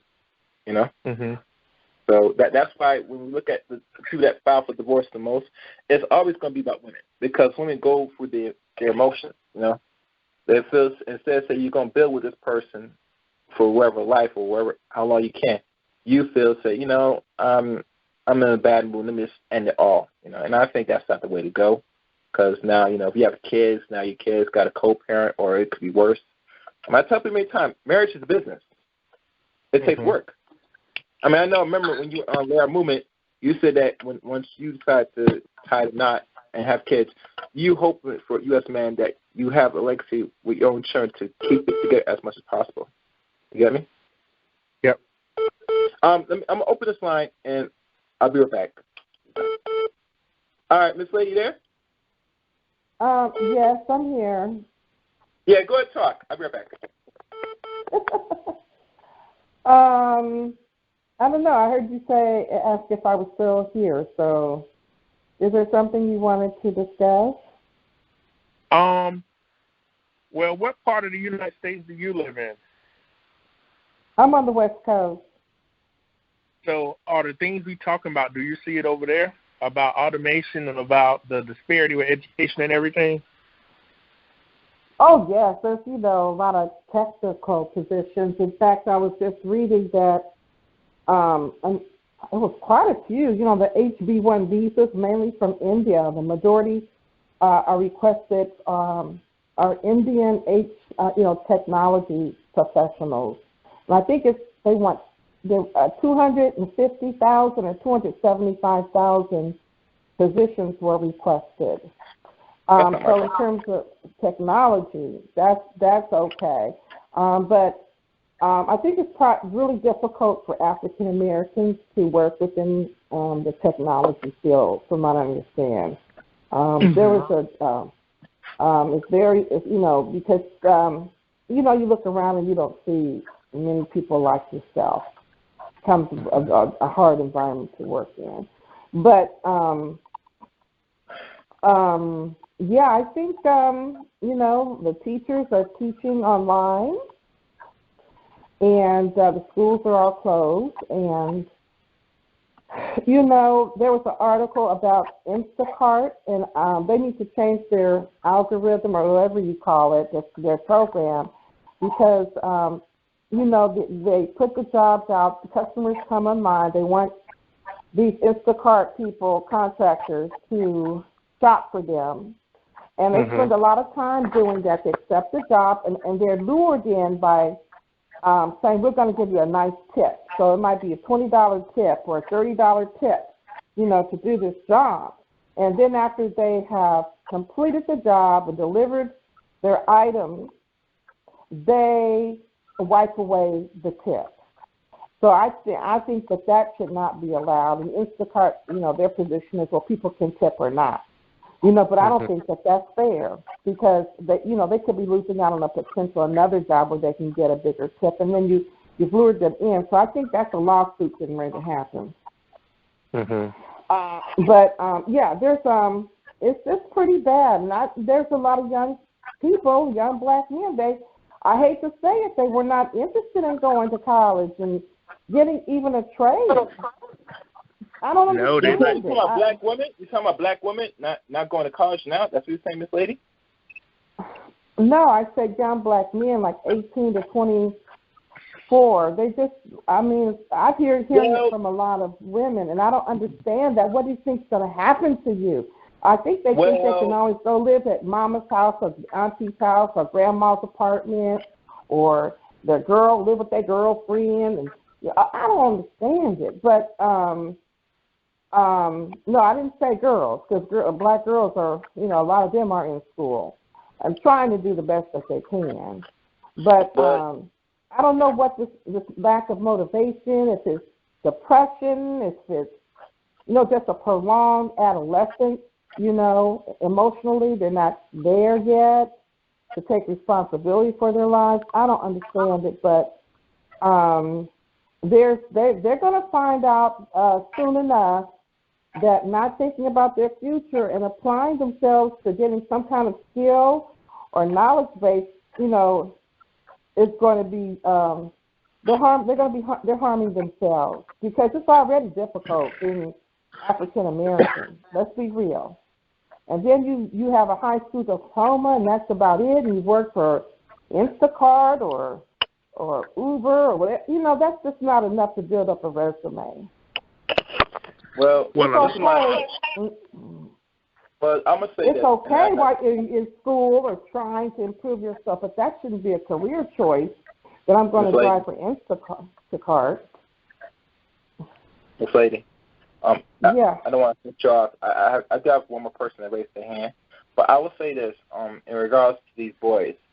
A lot of boys, on the average, reason why they're not infused to really go any further in life is because they have no male presence. I mean, with lack of male presence, you're going to see them just feel either hopeless or hope that mother's going to take care of them also, because when there's no male presence to push other males, this is what happens. It develops dependency on somebody else. That's the only answer I can give when you see a lot of boys that come of age, some of them want to strive for anything more better, like either go to school, take a trade, or try to better their lives, because they've never been pushed, because that male presence to really push them is not there. And males only get pushed by other males. That's how I see it. You about to say something, Dr. D? Oh, no, I was just listening. Okay. Let me open this line and see who this is. Jay, is that you? Yeah, what's going on, bro? Oh, it's good. All right. Yeah, you said something about the technology and the virus. I'm glad you brought that out. That that technology got nothing to do with the virus. There's no connection. Because you got all these conspiracy theories coming out the woodworks. Yeah, and that's because. And I hope ABC is not pushing that same garbage too. Because one time I've been hearing about this, and I'm thinking, say, hold on, we had serious pandemics a century ago, and we didn't have technology. How is it now that this pandemic now is technology related to this? That don't make no sense. Right. You know? And I mean, I know that a lot of people are leery and, don't trust the government, but, a lot of this stuff, too, it just gets so exaggerated. I get it. Sometimes it be certain things that you question the government, and they have done certain things that are not, correct and are questionable, and have been, the right to be questioned. But then, sometimes people just go real far. And I think that that's not helpful in a sense of, like, if it's some entertainment shit, it's cool, but the thing is that people are actually getting sick and dying of this shit, and it's hitting close to home. This is hitting, in our communities, and it's hitting even people that we know. And I don't think that their family is laughing or coming up. I mean, even they might be going through some trauma, and some might say, come up with all type of stuff. But what I'm saying, at the end of the day, it's not going to change what, the people getting sick and passing. So I think that, if anything, we should, if we ain't a doctor, if we're not working in law enforcement, we don't have no inside information, maybe we should try to find out how we could get a cure or something to help the situation, rather than just say, oh, these people are doing that. I mean, if that's the case, okay, now what? What are we going to do after that? So I'm just saying that it all ends up on that situation. In regards to the technology, or kids or the youth, young boys, young black men, getting into young men, teenagers getting into, high school, and high school going into college or whatnot, or what they're going to do. Yeah, I think that, what is the priority? What is your priority? What is important in your life, but what is important in life in general? When we have a disaster, we can look at certain things that stop and certain things that continue, and certain fields, right? And there's some people that are not really, not much affected by it. They might be affected, but then, people still work in some, right? You have certain institutions and different, things that are going with the non-essential, essential categories. But what I'm saying is that look at what's important. When the banks are closed down, or they don't have enough money, or it's taking a process to wait on money, you got to eat. What are the important things that you need? And I think that maybe that's something that could be prioritized, if this hasn't taught you that, if you're having problems like, oh, well, I got to depend on the government to give me food, or, and the situation is bad. Not everybody could take care of themselves, even if they try to. I'm saying that the ones that can maybe look for alternatives and ways of what is important. Again, all the expensive clothing, all the expensive cars don't mean shit. All right, entertainment, all that goes down the drain when you got to deal with survival. And, what they say is like basic food, clothing, and shelter. And another thing is, we talk about a lot about health.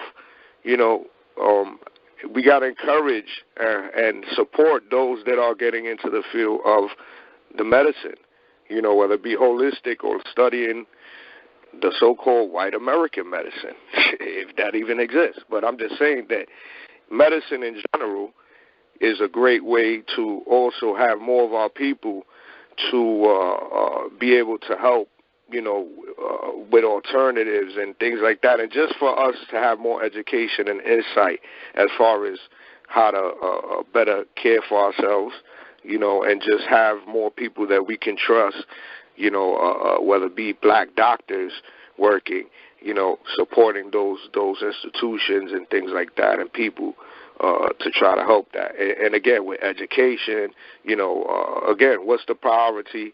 Yes, having some mentors out there, and trying to contribute whatever they can, and encouragement programs, all type of different things that they can put out there. And then the programs that are out there already, They need to be, promoted more, and also encouraged, and for people to have those opportunities that want to participate. There's always going to be a challenge of getting people that don't want to do nothing, or they're lazy, kind of in a mode. But I think that even those people have a chance, and you should give them a chance or opportunity and try to, start that engine, because, I think everybody has something to contribute to the table at some point. I'll leave it there. Yeah, okay. That's good, Jay. Notes to the question you have for Dr. D? Notes to the question that you want to always on your mind to ask? Because automation, this is a broad topic, because when people think of automation, Dr. D, there's a fear factor to a lot of people. And normally people that has that sense of fear have no really understanding the times we're in or the benefits of it more than just the negative side of it. I could find that most people that over the age of 50 or 60, this might be concerning to you. But someone like our age or maybe a decade older, there should not be no fear, because this is something that we're going to have to deal with mostly in our lifetime, because we're still of working age in this economy. Do you get me? Yeah, I get you. At times, we should not be too much fearful, because we could we could survive this. We can come over this, in lack of better words. But people that's a little older, this is going to hurt a lot of people older, especially those that have never think that there's going to be something at the end of it. And I'll say this about Social Security, to keep it real. They already projected in the next 13, 14 years now, by 2034, that they're not going to have much money for anybody for Social Security. And I will say even better that they never did have money for it anyway, because they already was tapping into it since 2000, when the other president was in office, to pay for certain wars and stuff. You get me? So it tells you that if you think that people are going to work for 30 years for any job now and think there's going to be something rewarding, and you're sadly mistaken. You are very sadly mistaken. And I want most Americans, especially black people, to get that thinking out the way. Get that thinking. Don't think like that. Get out of that thinking right away, as fast. Try to take the opportunity now to try to see if you could build your wealth as best as possible. You might have to spend less in the times you're in now. You might have to put your money and your resources into something that is going to bring in some return at the end of the day. And even the investments that we take now, especially even with taxes right now, and either people that filed for the tax and got the extra with the stimulus check and all that stuff, that if you look at year after year, most black people, men and women, once you get that money, you don't put it up for a down payment or put it into something that you're going to reinvest to make like $2,000, $3,000, whatever you get in taxes if you don't owe anything, and say, I'm going to take this and get like an extra $2,000, $3,000, or $4,000 more out of that. Or try to attempt to see if I could make this split this. Normally, we put it into things like buying a new vehicle, like you said before. And I never bought new vehicles, brother. I don't know if any American today or black people today decides to buy. I don't focus on it. I say if I get a vehicle that goes A, B, that's good enough. That's good enough. I'm not going all about the place with it. Even also if you buy things that less intangible, like new shoes, new sneakers, or any of that, we got to really think long-term here as people.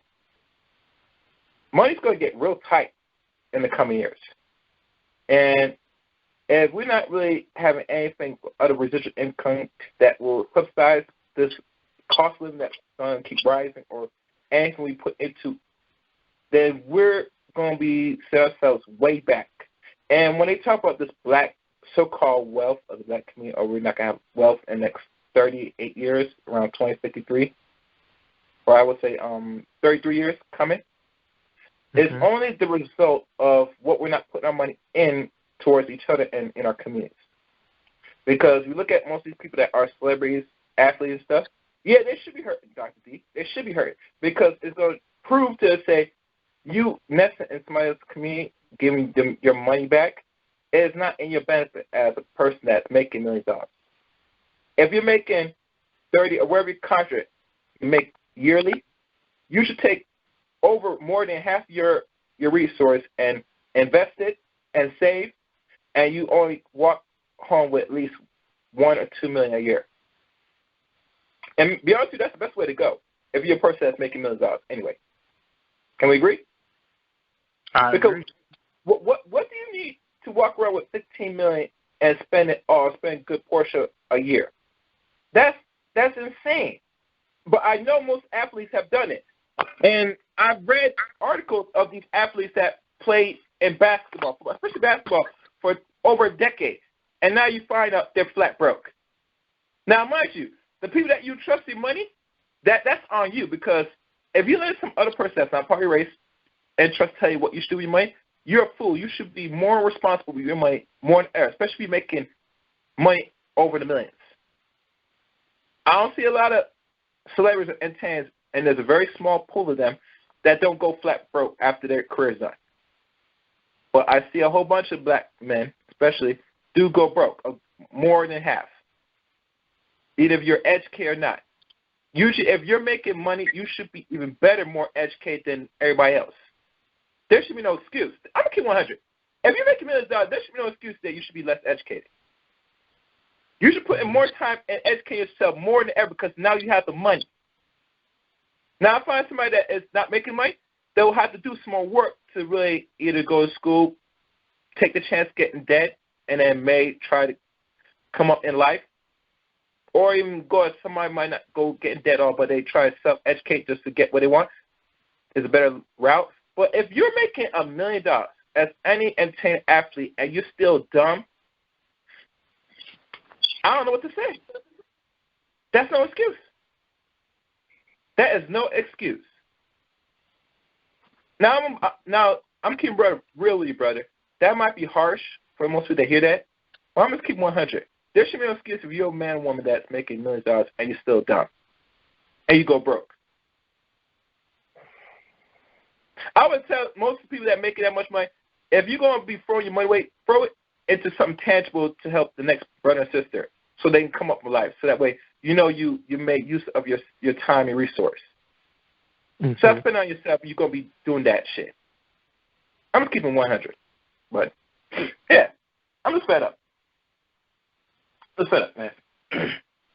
But, like, on to even with this automation thing that's now upon us, what things you could say for most people that what they could do in regards to, reinvest in themselves, or things they could do now, let's say, for the coming ahead.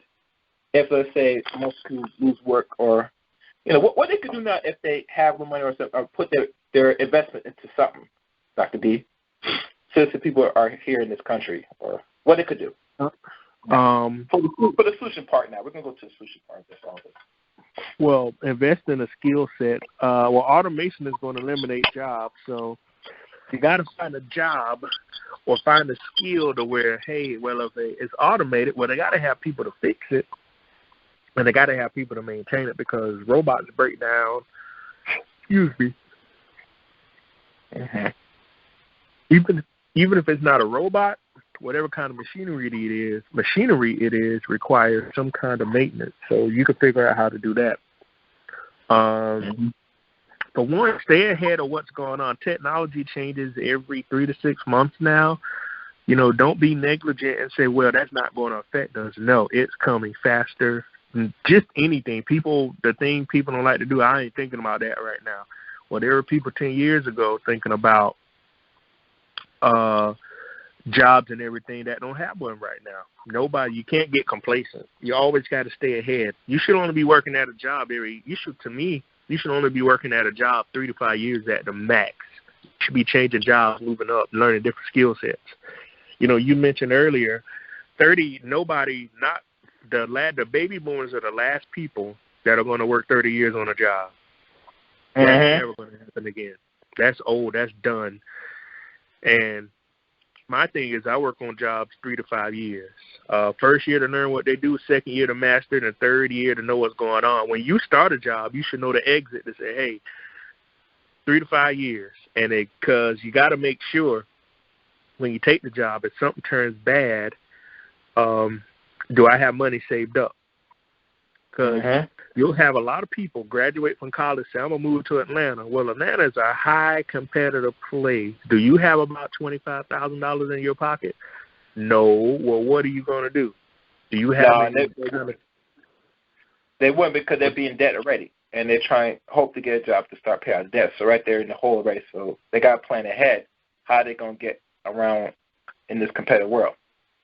Well, you got to have that kind. You got to have $10,000 to $15,000. You could start the job, and the job goes away in 60 days.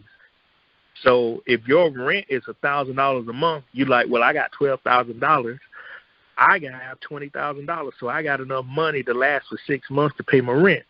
Okay, so what you going to do after that?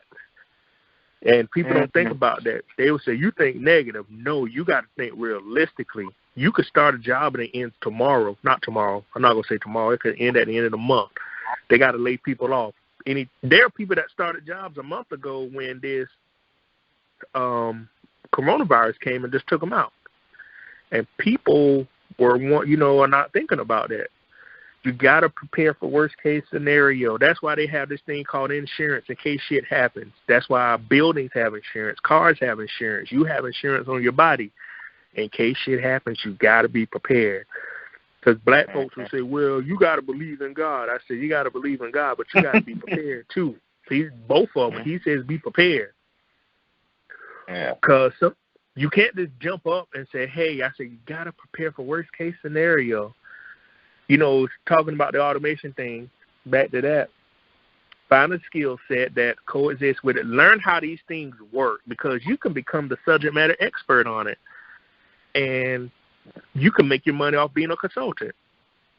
Don't ignore it, because it will take your job. And where I live, where I'm at, they have 2 tire plants in South Carolina, Bridgestone and Michelin, and they employ a lot of people. It's manufacturing. They got robots that can do that. They just need y'all to put the tires in a 18-wheeler. They have 18-wheelers that are driverless now. And you mean like that? So automated, like like a driverless trucks now, right? They're testing them in Arizona now. UPS has already tested them. So people are saying, well, they won't do that. That's everybody's defense when I talk about it. They won't do it. I said, when they won't do it, they will do it. And exactly. They're coming. Companies are always trying to make the most money. Okay, for instance, CEOs talking about with the coronavirus, well, I'm not going to take a salary. I'm going to cut my pay. The accountants already talked to these companies and said, hey, all we're going to do is write this money off that we lost as a loss. So companies are never going to take a loss. That's what's happening now. You think a company will say we're going to lose money. No, their accountants and all the financial people already told them this year is going to be a loss for us, and we're going to write it off, and they're going to help us with our taxes. I said, there's a game to be played out here. Y'all don't never think these companies care about you.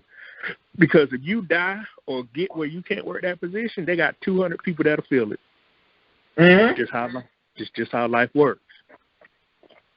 And they'll say, I thought the company cared about me. The company don't care about you. That's why you got to invest in yourself. I've always invested in myself, and I tell all black folks, invest in yourself. Well, I'm like, you got to get out of this bullshit. For instance, I watched Tom Ford. Tom Ford stuff is marketed for people that make a certain amount of money. Black people, when they get into business, they like to penny pinch. You can't market like the girls that sell eyelashes and stuff. The average girl that sells eyelashes, I said, you're marketing to people that make $15 an hour. These people that sell these purses market to $100,000 and $100,000 a year people. Who you think gonna make more money? You're penny pinching with people. So when they don't have any, for instance, the women that are sitting at home now trying to sell eyelashes, I'm like, they don't have any money, so you're gonna go broke. Well, I'm gonna sell hair. Sell hair to who? When you started your business, you did it wrong. You should market to people that make a certain amount of money a year. We always market it to the wrong people. You got to market to the high-end people. Let me think of another company. Just think about some of these lavish clothes that not clothes. Let's talk about Okay, I got a good one. Furniture. Ashley, the company Ashley in North Carolina, they make that expensive furniture. They're not marketing that furniture to broke people. It's for people that make a lot of money. Mm-hmm. And Thomasville, all that's in North Carolina. So the people think, well, they ought to market it to everybody. No, they don't market a Bugatti to people that make $10 an hour. It's for people that make $2 and $3 million a year, if not more. That's why those cars are marketed to celebrities and NBA. They market it to LeBron James. LeBron James could pay for this $2 million car in cash. They don't care about us. Mm-hmm. I mean, that's one of the things, we have to look at and think about. People will get a lawnmower and cut grass and say, hold up, if you bought a $7,000 one of the John Deere zero-turn lawnmowers, did you factor in how many yards you got to cut to start to make a profit? Unless you pay cash for the lawnmower out of your savings, then everything you earn will be profit. But if you got to pay a monthly payment on it, you got to factor in fuel for the lawnmower, you got to factor in maintenance for the truck and the lawnmower, you got to factor in paying yourself. So you're going to charge $150 everybody to cut their grass when some people grass not $150, $50 when you need to charge more money. Yeah, you take a loss. If you're renting, you're going to take a loss. But if you already purchased the thing, now you'll make a profit.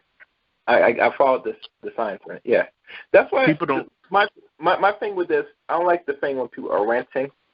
I tell people many times you can pay for it, but get out of the renting, because the cost of this to keep paying just to make sure you have that you actually officially bought it is too much. And if you're not thinking of, like, say, making money on it, that means you got to sell where you have to sell high, or not that, let me say not so high, but you got to sell, you got to ask for the price to do the job just to bring a small portion of profit to yourself. Because other things go into the rent. So I follow you. You can continue.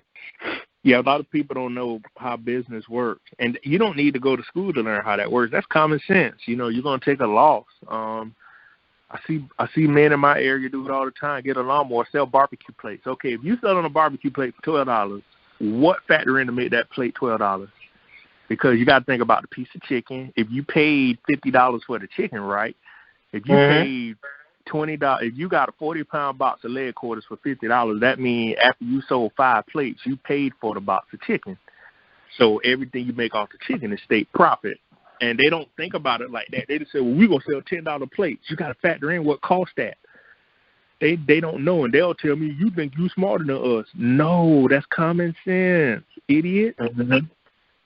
It's just basic arithmetic, learning from supply and demand and learning how to subtract and divide things. And a lot of men and a lot of women, they start these companies. I'm like, who are you marketing to? Say, for instance, if you open a company that say, I'm going to sell designer suits. My suits are for people that make $75,000 a year up. That eliminates a lot of people already because they got the money to pay. They can come buy one suit a month for $500. It's just basic math. And the biggest thing, I tell people, you got to stay prepared. You got to stay vigilant. You got to know how things work. You can't deny automation. You can't deny. I say, y'all been complaining, want things so fast till you speed and get up the development of it. So I try to get people to see, hey, this is coming. Prepare for it. Because companies now, you and I know, they're sitting there waiting. They're discovering because companies had never been able to shut down in their history. They've been able to shut down and see where the numbers and the lines are drawn. It's like, we don't need these people anymore. They'll get one person to do the job of 5 people, and people going to be in for an eye-opening thing in the next couple of months. I said the economy is going to get back, but it's not going to be as fast as y'all think it is. Nope. And the funny thing about, and let's think about this deeper. And I'm going to open Ottawa's line. Wait, let me see if Ottawa's there. I'm sorry, Lady Ottawa. I saw you. I didn't want to open you up while the man was talking. Lady Ottawa, you there? Lady Ottawa? Hello? Hello? I saw you raise your hand earlier. I didn't take it earlier. I apologize. Can you hear me? Hello? Yeah, hello? I saw your hand, raise your hand earlier. I didn't want to interrupt by opening you up abruptly. Do you have a question, Lady Ottawa? I apologize. Yes, and I've been listening for a minute. I just wanted to ask, is this Dr. B the homeopathic doctor? No, homeopathic, no.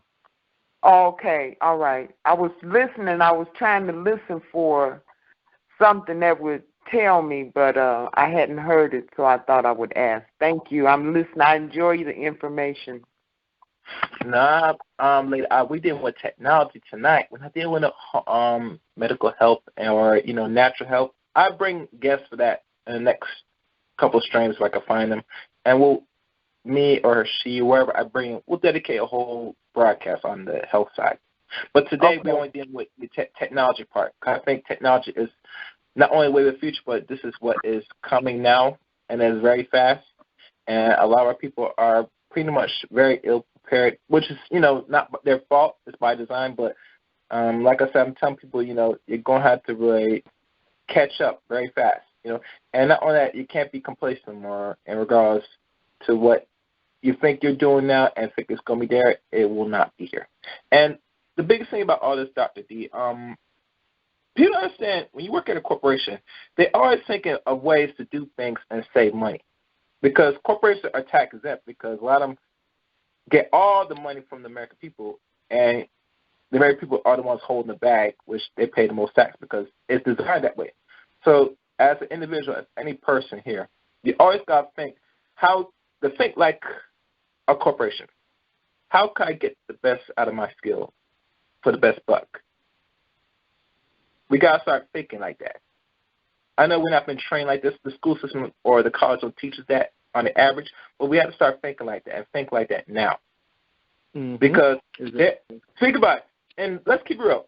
In these corporations, they know that they can't afford to be out of business for over more than a month, much less 2-3 months.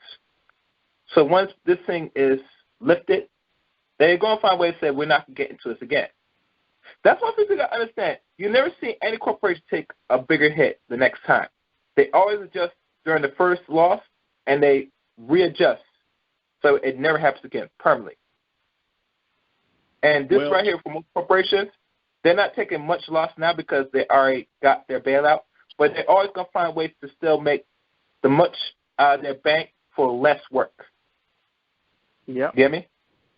So run through, when we look at the automation piece, this was always there, but they couldn't really put it out in front of public because, like you said, a lot of people sue. They'll do things to really fight back in these corporations. They do that. Now because of this, the government backs them up, protects them even more. Now they have the even greater ammunition to fire back at you, say, don't worry about it. I'm protected. Goodbye. You get me? Yep. That's how the game works. See that? See that? Well, the government, what people don't understand right now, the United States is a business. It's going to open up by the end of the month because they're talking about recession. Now we're going to go into depression and everybody's job in jeopardy because people are like, well, we got to keep social distancing. No, the United States is a company. They got to open up. And people are like, they're saying Trump say, well, he's going to open up stuff. They can't stay closed too much longer. They got credit. They have creditors just like everybody else. The value of the U.S. dollar is dropping. They're going to open up, and people need to be prepared for that. Exactly. Yeah. Exactly. Oh, it's only a matter of time. By the end of the month, everything will. Now, I'm not going to say everything, but they're going to open up for business, and people got to be prepared. Because I'm like, you think we're going to sit at home till June? I said, oh no. No, hell no. You crazy? Go on. I'm about to tell you about that in a second. Go ahead. Yeah, and this trick. I just wonder the stimulus thing they passing out money. I'm like, there's a catch behind it. I'm like, come on, y'all. Y'all know they're handing out money like that. They're not just handing out that money for free. There's a catch to everything. And they want American people to think about it and say they're going to give us $1,200 and give us $600 a week. I'm like, okay, so what y'all going to do with it? Because I was asking today, I wonder, is it taxable or non-taxable? And one of the things is I'm wondering, okay, well, if you're going to pass out money, what people going when it's tallied up, because you know how it works. It's $2 trillion. You know how many pockets it went into before it got to us anyway. There's always somebody in the back room getting a cut anyway. That's how it always works.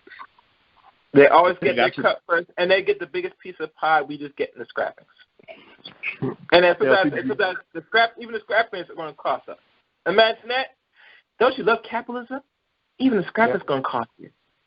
Ain't that something? Well, the thing is, people need to try to figure out how to be in that back room getting that cut.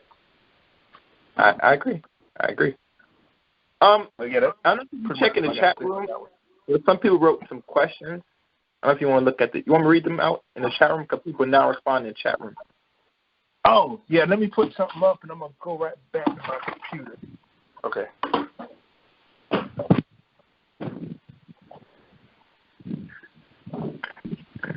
Oh, and let me give you our call number again. The call number for tonight's show is 712-770-4160. The access code is 915-411#. I repeat, 712-770-4160. Access code 915-411#. Tonight's subject, Chaos Reign presents automation with guest Dr. Pat Dick. Yeah, I see some questions. Well, somebody was saying I could see this world as a noun. Where's dumbass? Okay. The thing is, one of the biggest things I tell people about my research is, the thing is, I'm not talking from secondhand research. I did interviews. I had to interview people to get research, to analyze it, to pull data, to come up with themes for the dissertation to see how this works. Everybody else is talking about secondhand research. This is firsthand research. I interviewed people. I sat there and wrote the dissertation. I wrote the 5 chapters. I came up with all the information. So I am talking about something from firsthand experience. And that's how I can dispute a lot of things where people will say, well, they're not going to do this. I'm like, where's your data to back up the validity of what you're saying? Because I have mine, and it has my name on it. I hate that. Sometimes I hate to sound like that, but I have data with my name on it that says this is what I produce. So, I'll tell anybody I'm willing to go toe-to-toe with them. Tell me why they're not going to do this besides money. And nobody really can probably say anything. Mm-hmm. That's how I would go, because anybody has a question about it. Because people will say, well, what makes you think this? I have data to back it up. And I tell anybody, type in automation and manufacturing, and it will tell you you'll get so many articles just about this right now popping up. I focus on manufacturing because the Southeast is like the central place for manufacturing. They're going to automate fast food. They're already automating stuff in Walmart. They already have cars they're going to automate. They already have process. They already have robots in the Amazon warehouses running around. So please, people, tell me what's going to stop them from doing everything else. They have drones that they're trying to get to bring packages. They have drones. I was on the stream with, I think, Keep It Techie. No, not Keep It Techie, the Black Brain Trust. They have drones that can actually help fight fires now, because the drones can carry up a water hose. It can hold a hose. And this is the way the world is heading. It's interesting you mentioned the carrying packaging with drones. I have an investor news article, and it talks about Jeff Bezos want to move beyond regular transportation and want to take straight to the skies now, and even working to try to make drones hold and carry these packages and send them out in the air for faster delivery in less time. So how we know that most things travel through roads and take like a couple of days depending on what state you're in, he's trying to cut that in half and have things fly for much faster delivery. So this is already in the works as we speak, And eventually these packages, like you said, are going to be in the air. I'm not sure when, but it's going to happen very soon. I give it by around before the end of this decade at most. You get me? Especially with the introduction now with 5G, all what you think that is not impossible can now be possible because things move faster with speed of internet and all this other stuff. Hell, we're going to soon see more virtual reality. And I remember one time I messed around, played around with this virtual reality in the mall, and it's very innovative, very nice. Imagine now with faster internet, now you're going to see most of your games now are going to be more virtual. You know, and like anything, you know, they're trying to move beyond how you see and perceive playing gaming. They want you to actually be in the game. If people remember, like, TV shows like Johnny Quest, the revamp of Johnny Quest, have you remember when he went to Quest World, when he put on the viruses and it lights up and his whole brain is in sync into an article, a AI infrastructure, technology infrastructure, a whole virtual reality of a level, physically, mentally, your mind, everything intact. You get me? And the sad thing about this, because eventually will come, that imagine if your mind is synced in like the Matrix.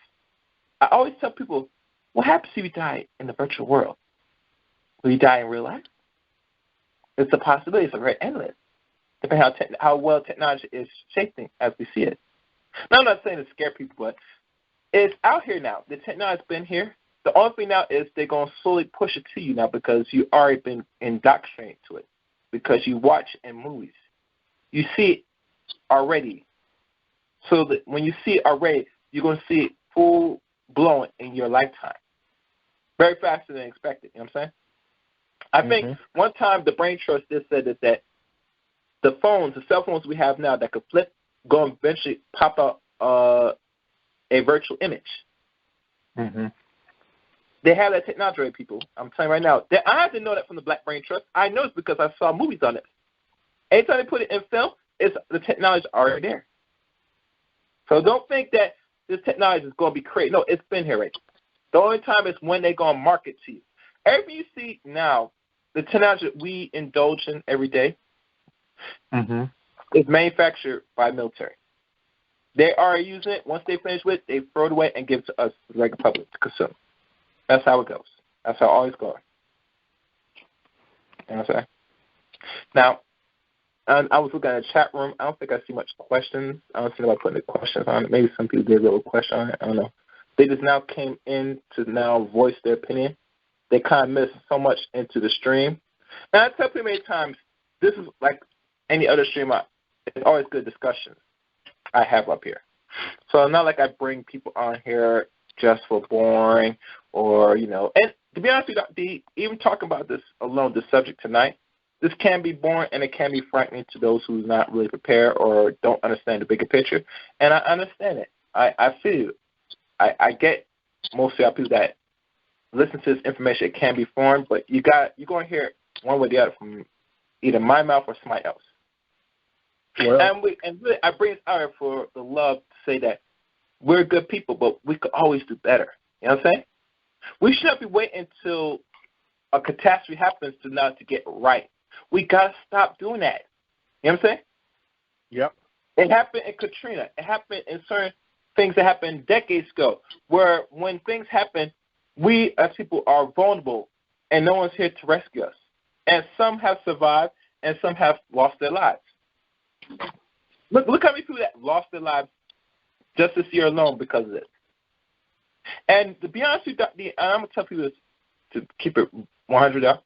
The only reason why black people are dying more out of this virus in this country outside America, it shows the quality of life in America in regards to our lifestyle and the diet. Because outside America, a lot of black people are not dying from the so-called man-made virus. The reason why it's taking our people out, it shows the lack of quality of health and the food that we put in that affects our health. That's the only way you could conclude why majority of black people dying more in this country than outside America. Because your immune system can only be affected if your health is bad. If you already have high blood pressure, diabetes, or any form of illness that affects the body and your organs to function, imagine you get hit with a serious virus like this. It could take your life. No matter if you're older black man, older black woman, or a younger black woman, or a younger black man, it will take your life regardless because your health was already compromised from the start. So that when the government already has the cure, which they do, is not something that you're going to like. It could probably do more damage than harm than you. But I don't know because, like I said, they'll present it, and most people are going to take the cure at the end of the day because they feel it's the best way out. They want some quick and fast. Oh, please stop the bleeding. Stop. Save us. You get me? That's how it is in human nature. I create the chaos, and at the end of the day, I must restore the fucking order. That's how it's always been through history. And people have not understood this is how the game works. Throughout chaos, there is what we call order. That's what they're doing to y'all today in the world. They create the chaos, and they have to come in and restore what we call the order. And that's what you're going to see every time when a certain pandemic or a certain situation that affects human beings, you're going to always keep seeing it on a small and massive scale. So now I'm going to look at the call-ins. If anybody else raise a hand, no one else raised a hand, and I'm going to check one last time in the chat room. Do you feel? Wait, let me see it. I'm going to check the last questions, and then I'm going to end this. Does the guest? I'm going to read the question. Hey, Gary, has the brother addressed any concern about how technology and automation will influence humanity? Did we ever answer that question? I don't think we did. I think we did. I can't remember. Okay. Next question. Does the guess that the human species will phase out and evolve with technology? No, we didn't answer that question. I don't know if you want to answer that. I don't think so. No, I don't think human species will phase out. We'll always have humans. It's just technology will enable things to be different. That's just my opinion. I mean, technology is getting more sophisticated, but you're gonna always have a human species because you have no human species. How can you reproduce? So that's just how I look at that. Well, I would say to answer Matrix 5381's question, if you don't know Matrix, that technology will integrate with humans. I'm not sure when, but it's coming. And as you know, with human species, in regards to reproduction, they already got things laid out to correct that. Because we look at certain other lesser human beings that's particularly non-black, they are veering towards wombs and artificial stimulation and creating people through this means of technology. So I see very soon, if not already, that they're going to make genetic augmented babies. There's articles now, if you type up Matrix, they have them right now as we speak. So the timetable when humans will be phased out, yeah, they're going to be humans, but you always got to think what type of human you're going to see in the next 50 or almost close to the end of the century. That should be the biggest question. But like I said, you meet Dr. D, we're at a certain age now. We might be able to see what human is going to look like in the next 50 or 60 years, and we could determine what this life's going to look like. But overall, like I tell people, with that question, like anything, people evolve, and like I said, the movies already depict what they want to see the human race be in the next century. So that will answer your question. Next question. Does he feel that the government may cause us to evolve just to survive, just like they can force us to take a vaccine to move around in their lands? That's not a question. Cool. Well, I feel about the vaccine. I've been talking to people. When this vaccine comes out, you know how like little kids have to take certain vaccines to get into pre-K? I think they're going to eventually have that on the list for kids to have that to get into school. Yeah, I see that. I see it coming. Because they don't let certain kids go to public school unless they're vaccinated. And if you think about it, already, Dr. D, most schools anyway, children are getting vaccinated anyway. So to really think that they're going to make it force it on the kids, that's irrelevant because most kids that go to school anyway are going to be vaccinated regardless. I rarely see anybody do any religion exemption to avoid their own child from getting vaccinated. I rarely see that, to keep 100. But the way because this pandemic was created, if your kids are already vaccinated, it's no different. They're just going to add an extra shot, which is going to say this is the corona vaccine, all this nonsense. You won't know what they put in it, That's another story. But like I said, if you have kids, right, it comes with the territory. You want your kids to go to school. Now, if you're going to homeschool, that's a different question. But like I said before, Doctor, a lot of people never was thinking of homeschooling the kids anyway. Even though, look at the parents now, especially mothers that's raising their children now, and have to deal with the school system digitally. And they're not liking it on the average. You think they're going to really take a conscious decision and say, all right, we're just going to do it full term and I'm going to stay home? Which most women, if they find work or if they're together, somebody's going to stay home anyway because you're going to be, there's no choice. You're going to be at home as a parent. So you're not going to be working in the fields like that, the way how they try and structure society now. Hell, look at this. They said they force people to say stay home because they're preparing you ready for life outside of working with each other, interaction.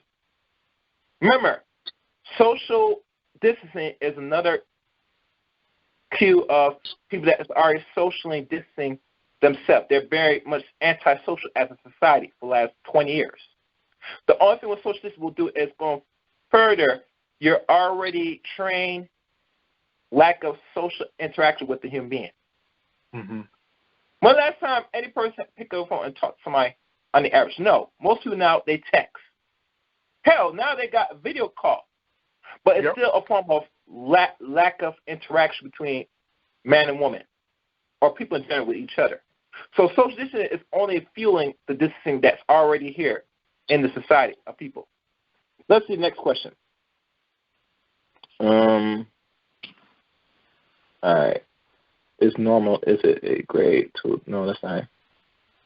Yeah, I see people interacting. So I guess ABC or anybody else, if you want to call now, call in now. This is the last time I'm going to give the call number. And after this, that's it. Call number is 712-770-4160. Access code 915-411#. I repeat, 712-770-4160. Access code 915-411#. Tonight's subject, Chaos Reign presents automation with guest Dr. D. Matrix, what do you be integrating? What's this? Matrix, what do you by integrate? I don't know what that is. You probably conversing in the chat room. And I'm going to give people 1 or 2 minutes. Okay, my last question, Dr. D. This was a good information tonight. Besides the downside of automation, do you feel that most of our youth or anybody now that has some computer skill, either that they got a degree in computer science or they know any form of application, can the average person take advantage now and say maybe they should look into creating their own form of digital, like it's like an app, or actually create an app or something like a virtual something that they could market to themselves in a way? Yeah, with the internet, so much stuff is available to you could pretty much do what you want to do. So yeah, right now is the best right now it's the best time to take advantage of everything. While everybody else sitting at home, just take advantage of everything. That's what I tell everybody. Right now is a good time to strike while the iron's hot, as the old folks say. Okay. Have you heard of a university? This is one of them that a friend told me called Udemy. Uni? Yeah, Udemy. It's Udemy. I think that's how they pronounce it. Let me double check. Let's see, I got this. Udemy. Yeah. It's like an online school that teaches a variety of things and technology. Let me make sure I got that right. Udemy. Let me tell you what it is. Oh, I see it. Unity, Learn Anything. Yeah. Never heard of it. It's an online learning platform aimed to professional adults and students developing, And it has a variety of, you pay one time and then you get like the whole portfolio of, it's like almost like a semester, but you pay for one full, I never heard of it. So. Oh, you never heard of it? Okay. Yeah, like if this is one of many online schools that you could learn a variety of things like Python, maybe electronics, etc., even gaming, which is surprised. I know they teach gaming. But it's one of many online schools at the end of the day. And, you know, like I said, these are like the direction some of these schools are going. And I remember the Black Business School, out of many schools, they already said that the future of schooling is going to be based on online anyway. So what Dr. Boyce Watkins did for the last, I think, maybe 13 years, maybe almost a decade, when he created the Black Business School, he already knows where the future of schooling is heading, you know. And a lot of these universities now are just now starting to really catch on. And I feel, and this is me, I could be wrong, because you still go to school and, you know, I enter it still, that I see the cost of school going to eventually start to go down once if it does officially go online. Because I don't see them still charging these high rates of certain universities, like how they charge now people that go into university and pay a class that's like maybe over $2,000 or more a year. I mean, one class maybe $2,000 or something more. I see that price going to drop severely once everything goes digital. You know, I don't see most people that if they decide to go to education now at this point, they're going to put themselves in debt. I could be wrong, but this is probably a good time if it does really happen, that a lot of people should take the opportunity to really get not only a degree, but brush on certain things you don't know for less. You know what I'm saying? While you have the money available. You know? There should be no excuse that a lot of us, if we decide we want to go to school because it might be too costly, we don't put us in debt. I understand. But you could go digitally and learn what you need to learn, you know, and try to build off that. That's my thinking, you know. Because then you got to invest in something in your education. You have to invest something. Nothing should be for free. I know you teach people on your side for when you're residual incomes, right, doctor? Yeah. And you always tell that people got to invest in some of the education, you know. And not have to be a lot, but it should be something that, let's say there's a lot of black people that have these skills, have got certain degrees, or know something. Why not I give a person, let's say, I'm not sure what's the average, over $100 or something. I'm just throwing numbers, a month, or pay one-time full tuition for a year, or just to get the resource to learn everything, watch it. Why not invest in some of our people that know this and could tell you a little bit better, teach you a little better than the average person that's not party race? I don't get our people nowadays that, you know, we got to put our money into learning something. There should not, everything should be for free. I mean, don't get me wrong, you can watch a lot of things on YouTube for free, but at the end of the day, if you really want to get some of quality and you want to learn hands-on or something, you got to pull some out of your pocket. Because think about this. We all went to school. We had to go spend money in these universities just to get this degree, because we hope that we're going to get some tangible for forever, which nothing's forever. Every time you go out and you get this degree, it can be obsolete depending on what field you're in. So obviously you always got to pay for something that, you know, is tangible that you could use and you could build on it for yourself, you know? That's my thinking. Well, I don't think a lot of our people, we don't think in that regards. We don't do that. We feel that once we get the degree, everything is set in stone, we're good. No, we live in a very complex world that is accelerating with the help of technology. So we cannot think like that no more. Now, if we're working for ourselves and we create our business, that's a different conversation. But if we're going to be working for somebody, we got to keep always thinking of the next thing. And that's one thing I'm going to take out of this discussion all night. You know what I'm saying? We always got to plan and think ahead. This should be always the rhetoric we should always keep harping with each other as people. You know? Well, yeah, getting ahead and trying to do all that. Yeah, I've been teaching school for like 6 years, you know, as an adjunct. So I see the students come in at a different educational level. So yeah, it's interesting. It's interesting to see, and you know, you get to see how the students type, how they write, how they talk, you know. And I just noticed things are changing. Things are changing dramatically. Now that's a field a lot of black men and we have black women in adjunct, but there's very few black men that being adjunct professors And I get to see a lot of things. So when people talk about education, I said, a lot of people don't know I do it, but you can't tell me. I said, I've seen things for 6 years, and I'm like, wow, the education system is failing these kids in high school, in middle school, and elementary school. Because how you type is how you talk. And people will say, well, you don't know nothing. I said, well, bring somebody else that can disprove what I'm saying. While you sitting over there, while y'all was sitting over there twerking and playing games, people was getting to it. So when you have actual evidence to prove stuff wrong, then you're like, well, they don't know what they're talking about. So it's just, the way things are going. And we have a lot of work to do.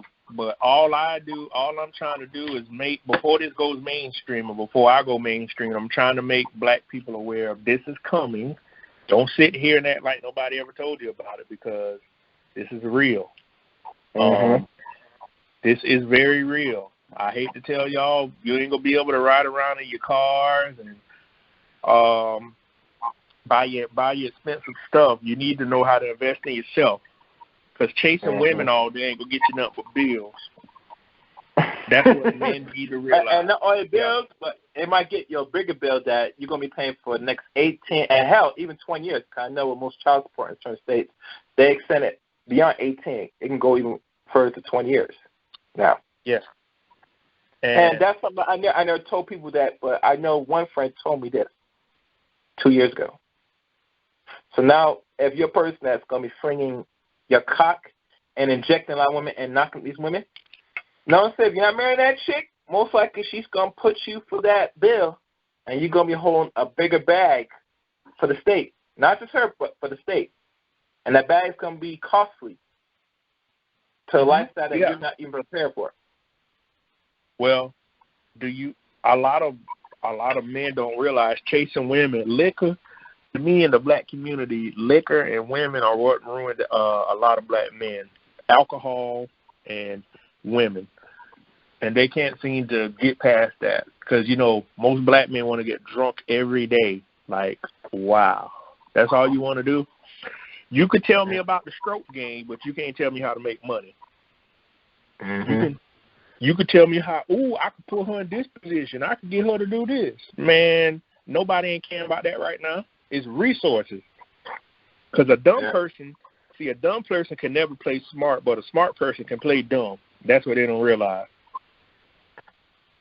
And they don't realize that. So we got to do better. And, we can't, being a nerd is not a bad thing. Being smart is not a bad thing. But we got to start outcasting people because they're smart. You need to I say every other nationality listens to the people at the top, but we don't. And that's why we continue to be at the bottom of the totem pole. And if you just research and look at other groups, they always will make it to the top. That's why we're still at the bottom, and people don't understand it. And they're like, well, I don't understand what he's saying and stuff, and,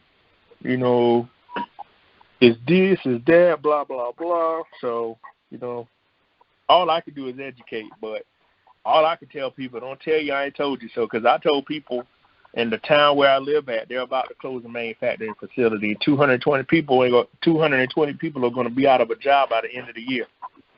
So what are y'all going to do? They said this is real. It might not even be related to automation. I just said companies are always thinking about ways to get rid of things. So what y'all going to do about that? Please tell me. Yeah.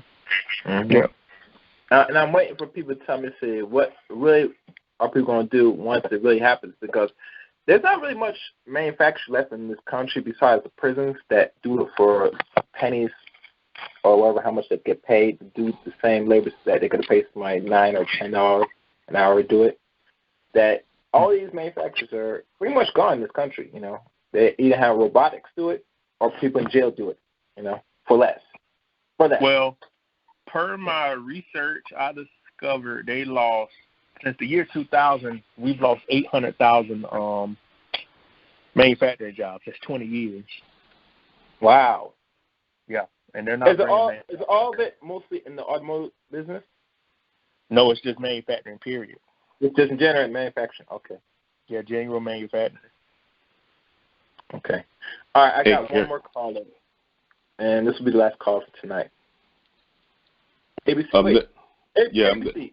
Yeah. Why you don't call into the line, man? I don't like you popping up on the board like that, brother. It's not. Well, I good. don't just start talking. I don't just start talking. I was getting ready to type you in. Yeah, but I don't do this. I don't do some people's show. So I appreciate you don't do that on my show. I'm just keeping 100. If I did that to your show, you did something to me right now. Not if you jumped in and just started talking, I would. But if you didn't, I wouldn't. All right. What's your question? Hey, brother, I don't. Before you ask the question, somebody else raised their hand. Let me see who this is. Who's this?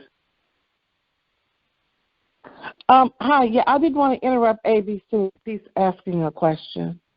All right, good. Thank you. ABC, you there? Hold on. My board just did something a while ago. All right, ABC, go ahead. Okay. Hey, brother, it's good to hear you. Sorry I missed most of the show. I just wanted to ask you, from what I hear, you're advocating and, talking about the benefits or promoting the education of technology and making the best use of it, which I get that. I was just curious as to if you had any thoughts about the impact on humanity as far as how it's changing us or affecting us. And there's stuff like transhumanism, and there's that kind of apocalyptic idea of how this thing can turn crazy and make us less human. So any thoughts on that? Oh, I'm not aware of what did you say it was?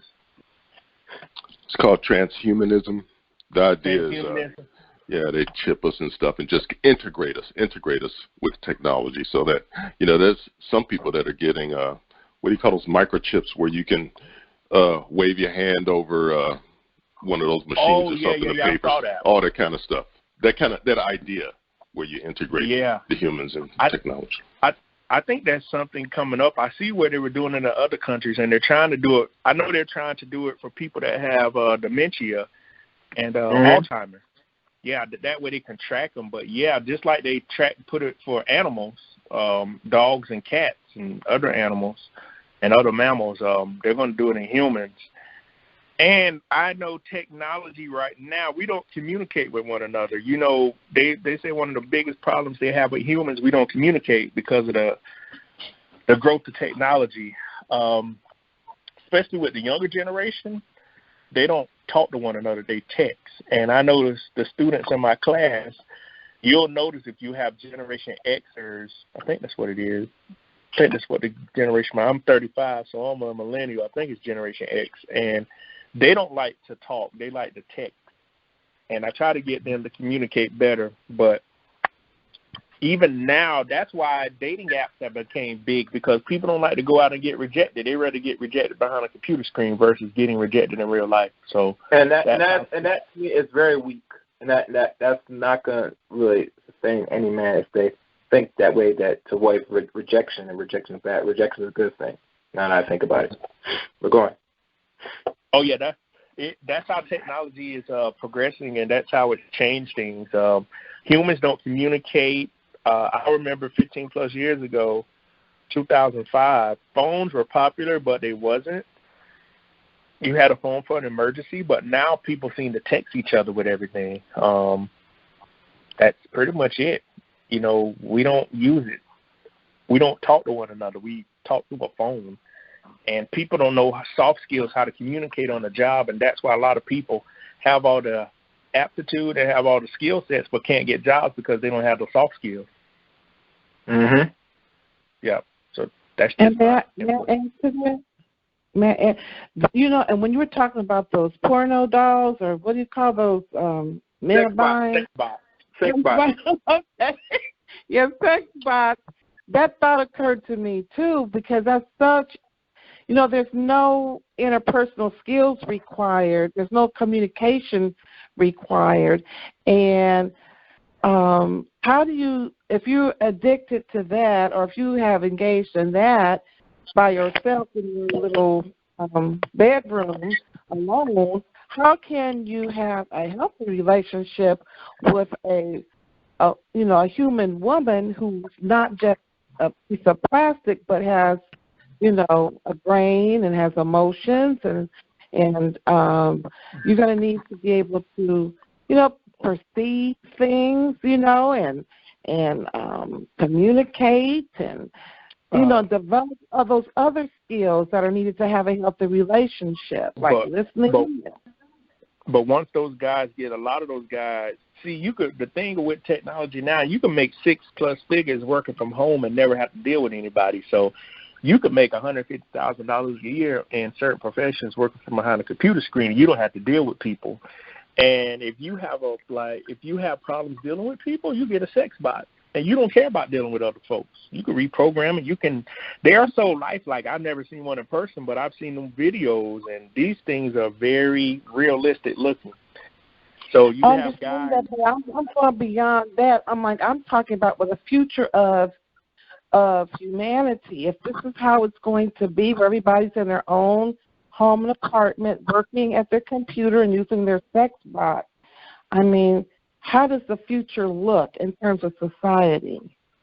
I know there's a lot of people with Asperger's and autism have gone into technology, and it's probably cool. And it's probably cool for them because, how they perceive things, and, they're sensitive in certain areas.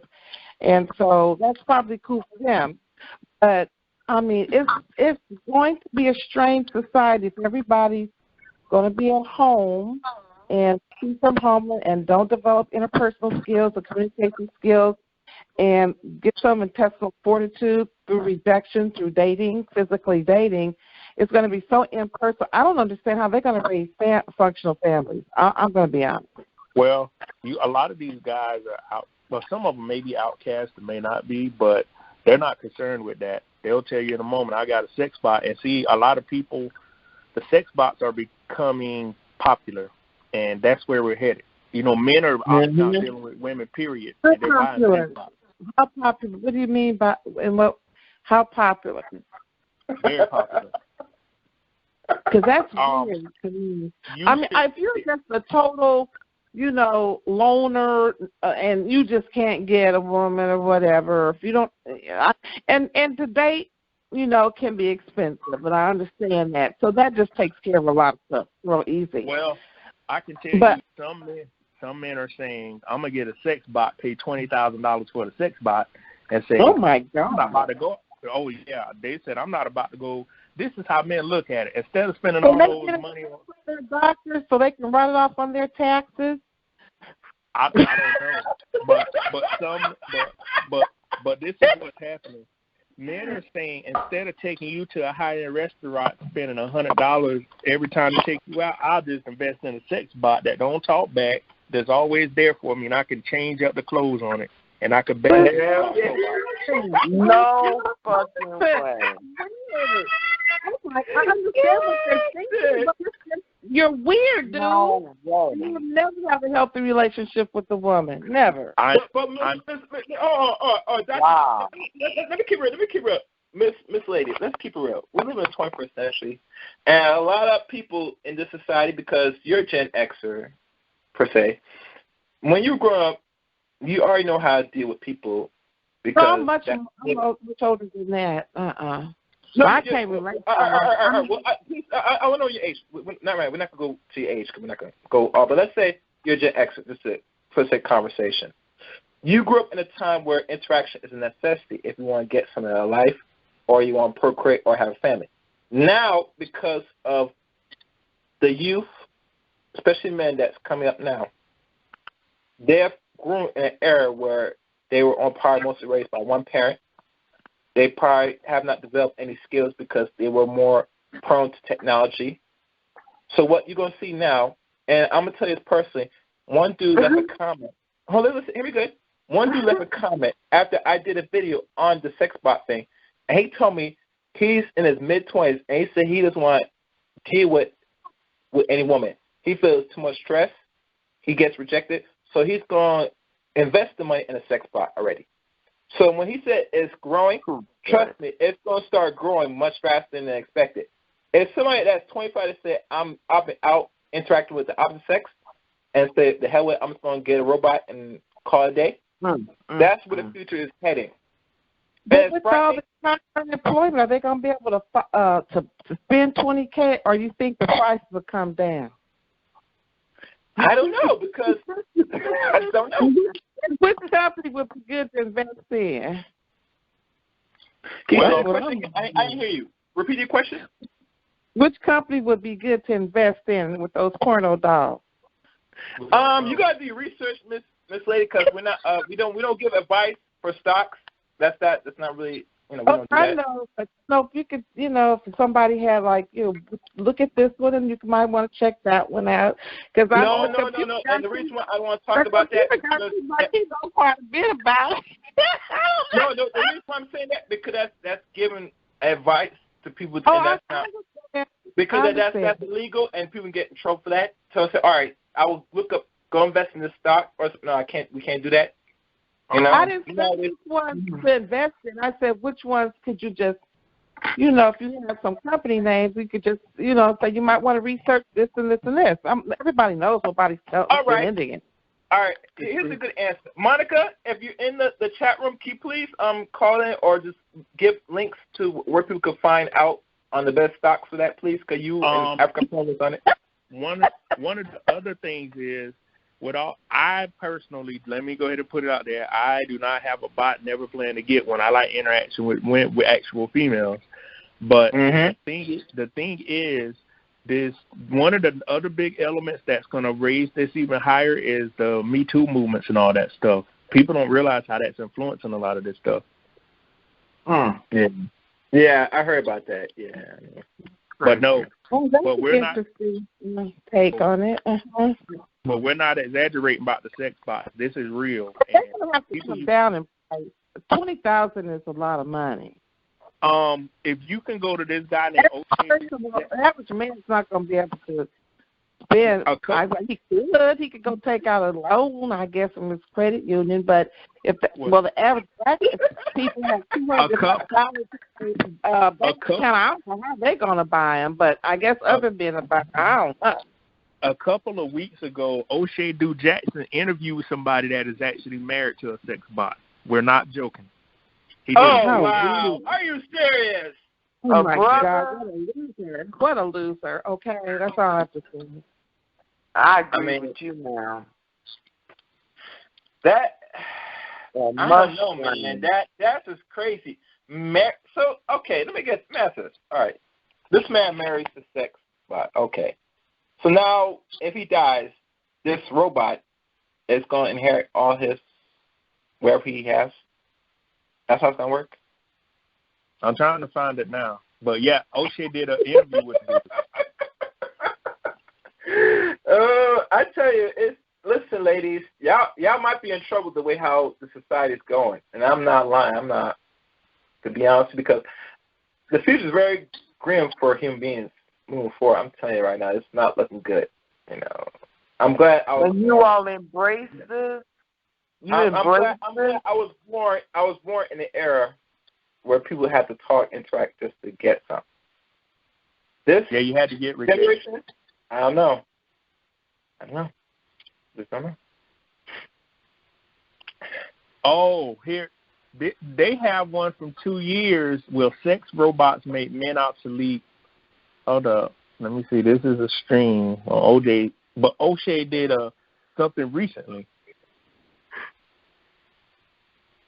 Yeah, okay. Yeah, this is from January 7, 2018, so y'all want to check his channel out. Mm-hmm. But this is true. Is there any way you can email me that, and I'll put in the chat room, if possible, the link? Oh, you want me to post it now in the chat room?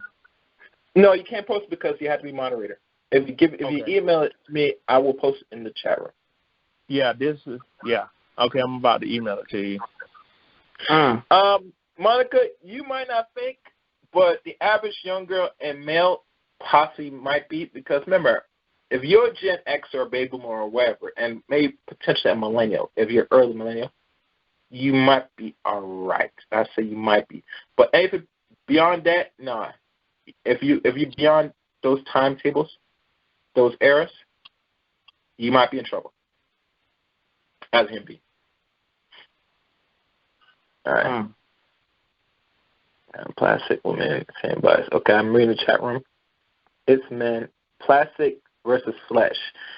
Listen, when a dude feels say, somebody say something? I don't know what to say nothing. Yeah, the chat room's getting crazy. Oh, somebody raised their hand. Let me take this caller. Hello? Anonymous? Hello? Hello? Yeah. Hello? Yeah. Yes. Hello? Gary. Hey, Gary. Hey, how you doing? How you doing? Oh, great show. Great. Yeah, love the information. All right. All right. Cool. This is Big OC. How are you? All right. I'm good. Listening to the last about half hour, man. To agree with the teacher or the professor. What was your guest name again, Gary? Dr. D. Yeah, Dr. D. How you doing, Dr. D? I'm doing fine. Yeah, I got a high school age kid and a elementary school age kid. And when you were talking about the communication, I had took it upon myself to make sure they learned another language early on, just to make sure they were forcing themselves to speak. Because I coach sports. My son in a few years before he came up, and I started to watch these little kids, how they all started to not congregate like they used to, and I think it started a long time ago. So think about as black folks growing up where you grew up. If you grew up in a black neighborhood, we stopped really congregating in groups of more than 3. A long time ago. Where it was just you and another partner, or you or maybe 2 other people. But before that, sometimes people moved around in groups of 6, 7, 8, 9. You had everybody running together. But, slowly that just disappeared. And then as all this technology came online, starting with your Ataris and then your Nintendos and then your Segas and then all this, the kids really started to go inside. And the more they went inside, the less they began to communicate, in my eyes. And as I watch these kids come up, I hardly see them talking, but I see them talk through, their devices, like you said. And it would always be a joke when people say, you know what, I can call you, on the telephone and you're not going to answer, but if I text you, you answer me back right away. So I know you're holding the phone. So what is it about communication that you don't want to have verbally, right? So I force my kids to learn another language. That way they would have to be in constant communication, especially while they were in class, learning that other language. So because it's still something that I have to continue to work on with them, because I look at simple things. When their grandmother calls, they hardly say anything. They don't have nothing to say. They haven't spoken to their grandmother in a while. They haven't seen them in a while, but they're waiting to just answer the basic question. Everything is fine. Everything is good. It's real standard. So I definitely agree with you on the communication as far as the kids, but it's these devices and these computers that they're able to create a whole identity behind that doesn't require them to speak. It only requires them to type. And some people now have found joy in just talking to a screen or typing into a screen. They've developed genuine feelings, and now it's real, and I guess it can be measured now. And now that's graduated onto sex dolls, because once again, it's real, and many people will begin to accept it, and then, it'll just go on in this particular generation. So, I just wanted to call and let you know I agree with the communication aspect. These kids are not speaking, and they do type how they talk, and I really don't know how they're going to solve it right now, because, they transitioned school to a computer. School is not with a pen and a paper anymore. School is with an iPad. So that definitely lends for you to go outside of what you're supposed to be doing to look at the bullshit. But that's all I got for right now. Oh, I appreciate it. Yeah, it's actually not just an iPad. It's iPad with a pencil. And one last thing, because we're going to wrap this up. They also, one thing that's on the internet right now is a new notepad that's like a paper, but it's like an actual notepad that you write, and you could transfer through Word document to actual physical paper. Well, not physical, but it's like digital. I forgot the name of the product. I'll share it to you, Doctor, for your email at the end of the stream. But yeah, a lot of things are going to cease to exist slowly, you know. Like, you know, with paper and pencil, you know, paper is going to be soon in the past, very shortly, you know, because now they're trying to speed things up. Because people are already engaged in the technology already. Your children are already touching and function with touch screens and physical pencils that interact with the screen itself. So it's here already. So the only thing you see moving forward is it's going to speed up like technology. The technology in the modern era we live in has to always constantly keep changing and growing. And as humans, we're not going to escape that. So for the closing statements, any closing remarks tonight? Yes, I would like to say something. No. I'm closing the show. Just stay right there. So, Dr. Dick, do you have any closing remarks for the stream tonight? Oh, no, I appreciate coming on and talking to everybody about the automation and everything. And I'm going to continue to press this out here, you know, and let people know why, you know, what's about to happen and what's going on. Mm-hmm. One thing, Doctor, once you get your doctorate in dissertation, I'm not sure you'll let me know or email me when it's finished. I would like to read it myself, possibly, you know. I mean, because I know one lady that got a doctorate, and she's an engineer in her dissertation. And this one that you're writing, that has to be eventually shared, because once somebody actually has it put out in print, they're going to really see and understand what can really be automated. Because a lot of people don't understand anything that can be repetitive can now be automated very fast. Mm-hmm. The only thing you can avoid it is you either going to create your own or create your own form of automation.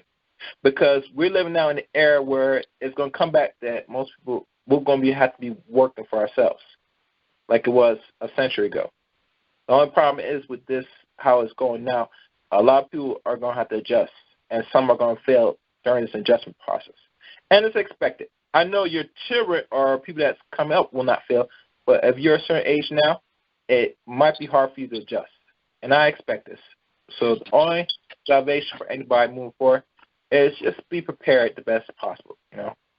Take these online courses that's available for price, that's affordable like Udemy or anything, and try to learn some on the side while you're in this quarantine stage.